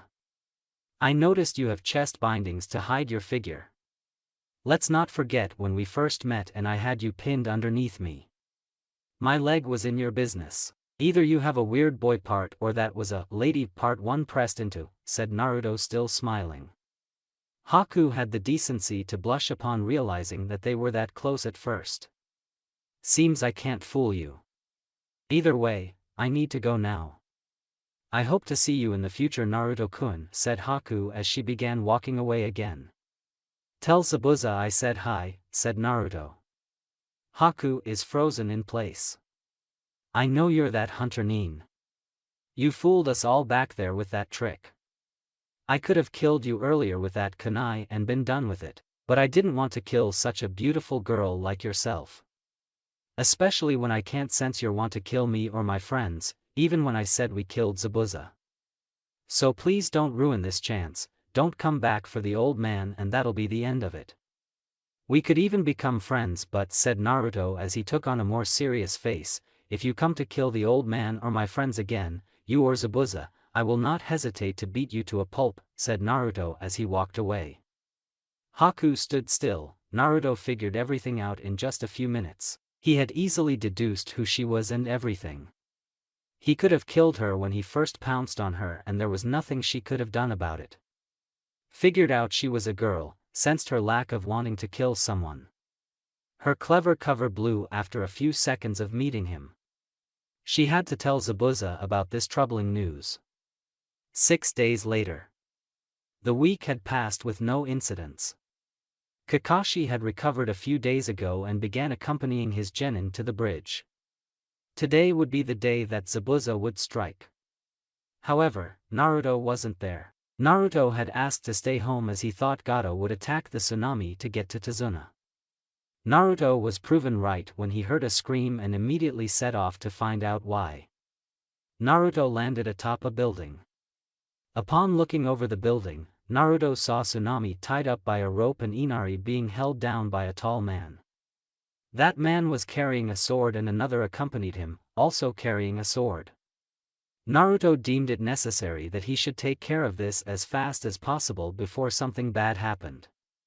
Naruto placed his hands in the tiger hand seal and thought, Nien Shoja no Jutsu, Temple of Nirvana technique. The thugs were laughing as it was too easy to take the bridge builder's family. Even those ninjas would stop when they noticed the hostages. Their laughter ended with a yawn when they began to notice white feathers floating down. They looked confused for a second until they both passed out into a deep slumber. Tsunami and Inari grew confused. What just happened? Why did those goons just fall asleep? Their questions were answered when Naruto landed in between them. Told you I'm awesome. Now I have to go help my friends as they will need me, said Naruto as he went through 4 hand seals and ended in the ram seal. Iwa Bunshin no Jutsu, rock clone technique, said Naruto as 4 pieces of rock peeled off Naruto's body and formed into 4 Narutos. My clones will keep you safe until it is all over. Inari, if they need it, help protect your mom. It's time to stop moping, you need to become the next Kaiser around here, said Naruto as he vanished with a shunshin, leaving only an afterimage behind. Tazuna's bridge. At the bridge, a battle had broken out almost as soon as they arrived. Kakashi had gone off to face Zabuza. Sakura was left guarding Tazuna as Sasuke went in to face the Hunter Nin. Sasuke was dismantling the Hunter Nin in Taijutsu. He had a clear advantage in that aspect with his Sharingan. You're good and fast. Your eyes allow you to adjust perfectly in the middle of a battle, impressive. However, I wonder if your body can keep up with my true speed, said the Hunter Nin as she placed her hands in a unique hand seal. A thin sheet of ice appeared in between Sasuke and the faux Hunter Nin as she said, Makio Hyosho, demonic ice mirrors. Sasuke soon found himself trapped in a dome of 21 identical ice mirrors. He then saw the Hunter Nin step into one of the mirrors and appear in all the mirrors. After a moment, Sasuke had to dodge a barrage of Senbon needles. Sasuke still managed to get hit by several Senbon though, 2 in the shoulder and 4 in his leg. Sasuke stood up and determined that fire trumps ice, so he was going to melt the mirrors. Katan, Gukakyu no Jutsu, fire style, great fireball technique, said Sasuke as he sent a huge torrent of fire into one of the mirrors. He became surprised when the mirror was only lightly melted at the corners though. The mirror then regenerated right before his eyes. That level of jutsu will do you no justice here, said the Hunter Nin as she pulled out more Senbon to toss at Sasuke. I need to end this fight quickly. This jutsu is very chakra taxing and he already proved he can keep up by dodging that first attack. Before I get tired and slow down, I need to put him down, thought Haku as she was ready to end Sasuke. Haku fired an unavoidable amount of Senbon at Sasuke that would surely finish him. I'm sorry Naruto-kun, but I follow Zabuza-sama's wishes, thought Haku sadly as she knew Sasuke would meet his end.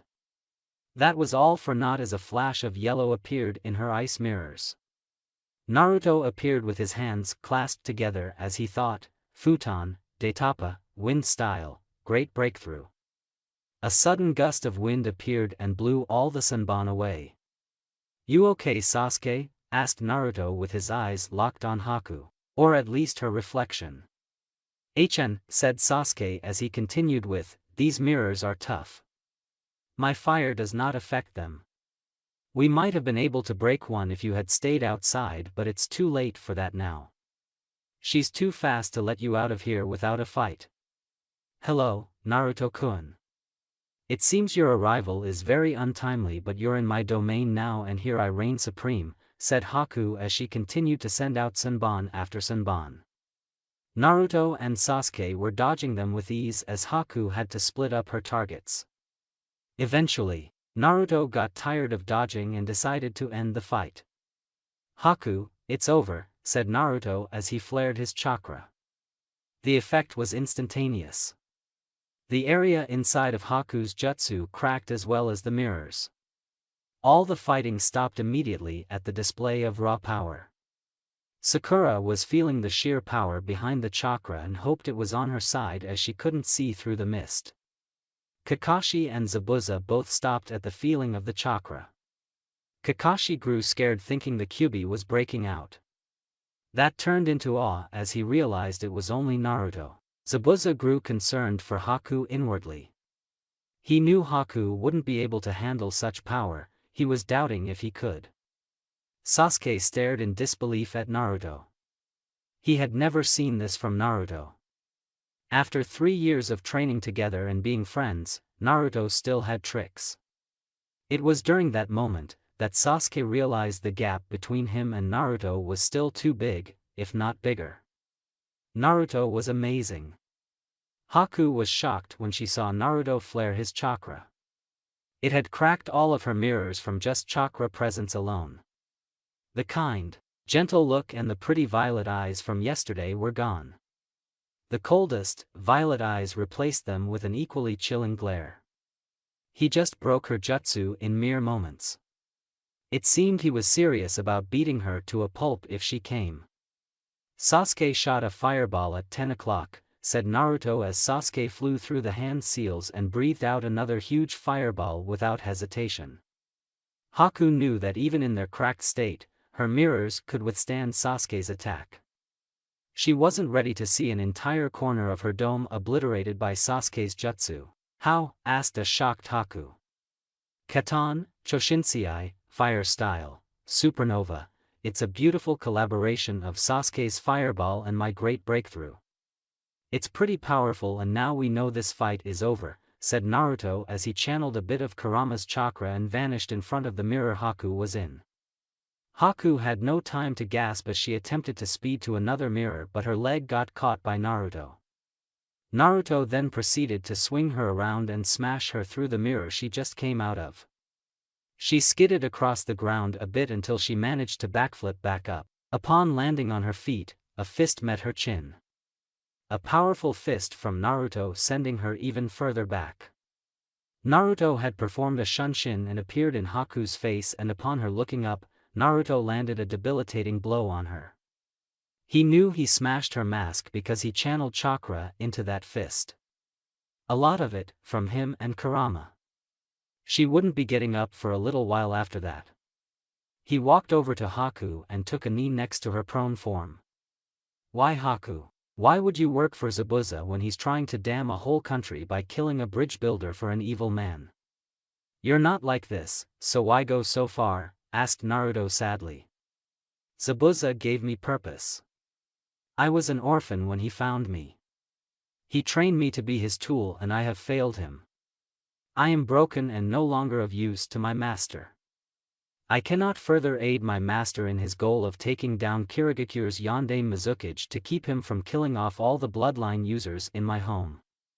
Zabuza isn't that bad to do that, Naruto-kun. Zabuza-sama feels his home is more important to him than this country's. I'm sure you'd do the same for Konoha, said Haku as she then looked up at Naruto with a pleading look, please kill me. Naruto grew shocked to hear what Zabuza's real goal was. Naruto thought Zabuza was just out to earn some money and didn't care about the people he affected by doing so. But after hearing Haku's answer, Naruto found a solution to solve all of this. No, Haku-chan, I can't kill my friends. Besides, if you died here, you'd never get back to helping your homeland with Zabuza. Now get your pretty little buns up, we have to go save your sensei before Kakashi kills him, said Naruto as he offered Haku a hand. Haku was speechless as the kind, gentle eyes she had met came back again. Her body felt rejuvenated after looking into them. Haku took Naruto's hand, blushing slightly from Naruto's warmth, and set off with him to find Zabuza. Sasuke stood in disbelief. Was I just forgotten? How the hell does Naruto know that Hunter Nin's name? And she's a girl? I would have been defeated by a girl if Naruto hadn't come. I need to train harder. I won't let Naruto stay so far ahead of me, thought Sasuke. With Zabuza and Kakashi. Kakashi had just trapped Zabuza in an awkward position. Zabuza had 9 dogs attached to him all over his body and was at Kakashi's complete mercy at the moment. Kakashi had just told Zabuza about showing him his only original jutsu when a yellow flash appeared in between them. Yo sensei, said Naruto as Haku appeared a few moments after him. Hello, Naruto. It seems you've reached a compromise with Zabuza's help. Care to explain, said Kakashi as his dogs still held firm to Zabuza. Naruto replied, well, I came in to save Sasuke, though I'm sure he could have won if the match lasted longer. I defeated Haku and she told me about Zabuza's goal. Zabuza's actually fighting for a good cause. He wants to end the reign of the Yondaime Mizukage, finished Naruto as Kakashi looked incredulously at Zabuza. I thought he was just doing this for money, it seems Zabuza does fight for good, thought Kakashi. Even though he thought that his dogs were still holding down Zabuza. So what are you saying we should do, Naruto? Asked Kakashi. I say we let them go after Tazuna completes the bridge. Killing them now would be unnecessary as it's clear they can't defeat us, said Naruto as he trailed off when he felt over 250 chakra signatures approaching the bridge. Haku and Zabuza stared at Naruto until Kakashi said, Censor. Must feel someone coming. Upon hearing that, Zabuza and Haku both looked in the direction that Naruto was. About a minute later, a group of about 250 people appeared with a short man in front clapping. "Gato, what are you doing here?" said Zabuza, still with Kakashi's ninja dog pack on him. "It seems the demon of the mist was a farce in the end. I knew you couldn't complete the mission. And even if you had, I would have killed you anyway. What do I look like paying a punk like you? So I waited until you all tired yourselves out, and now I'm going to have my men dispose of all of you, including the bridge builder," said Gato as he laughed. "It seems we are no longer enemies, Kakashi," said Zabuza as Kakashi nodded and his ninja dogs dispelled in a poof. Zabuza was still pretty roughed up though and couldn't use his arms at the moment.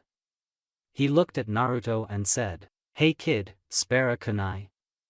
Naruto looked at Zabuza for a moment until he said, "Sure, as long as I get to use your sword." Zabuza chuckled at Naruto's naivety.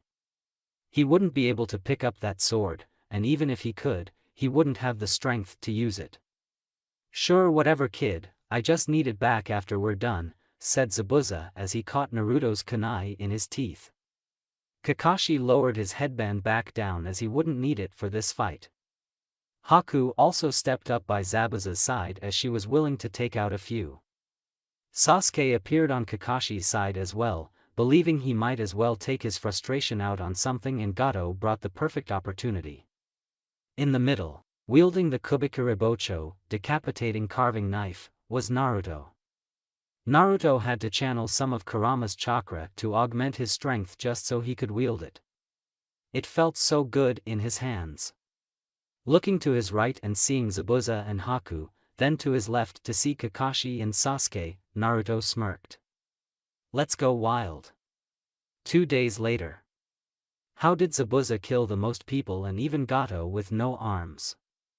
"That's outrageous," said Naruto as he was reminiscing about the battle at the bridge a few days ago. "I'm good like that kid, I'm good like that," said Zabuza. "Well Kakashi, it seems me and Haku are done from doing this type of business. Maybe we will go and see how Kiri is doing since it's been almost a decade since I left. The bloodline rebels may have an organized front we can join." Kakashi nodded as he had heard all about Kiri's internal issues. "Until next time Zabuza, hopefully on friendlier terms," said Kakashi as he waved goodbye. Zabuza then turned to Naruto and said, "Kid, you could have let us be killed. But you didn't, and for that I say, you suck as a ninja," said Zabuza as he looked shocked to see Naruto slump over and fall into a terrible depression. Could this kid not take a joke? "But you're a hell of a person and I'm glad to call you a friend. Thank you for giving us the chance to live. Maybe one day I'll teach you how to use a sword. Just ask and I'll try to arrange something. Until then, don't be such a punk ass," said Zabuza as he fist bumped Naruto. "Naruto-kun. Thank you so much, I don't know what would have happened. I could have died, Zabuza-sama could have died. But none of that happened, because you're such a forgiving person. Thank you for the chance we didn't deserve. I hope to see you in the future sometime," said Haku as she got bold and hugged Naruto. "So warm," thought Haku. "And I am the same. See you later Haku. And kick some ass in the war," said Naruto as they broke apart and waved goodbye. As Naruto watched them walk away, he turned around to see his team halfway down the path already. "Guys, wait up. My team shows me no love," said Naruto crying as he raced to catch his teammates. As he was trying to reach his team, Naruto didn't get to hear the naming of Tazuna's bridge. The Great Naruto Bridge, in honor of the most recent hero of Wave. And that's it for the video. I hope you enjoyed it, and until next time. Later.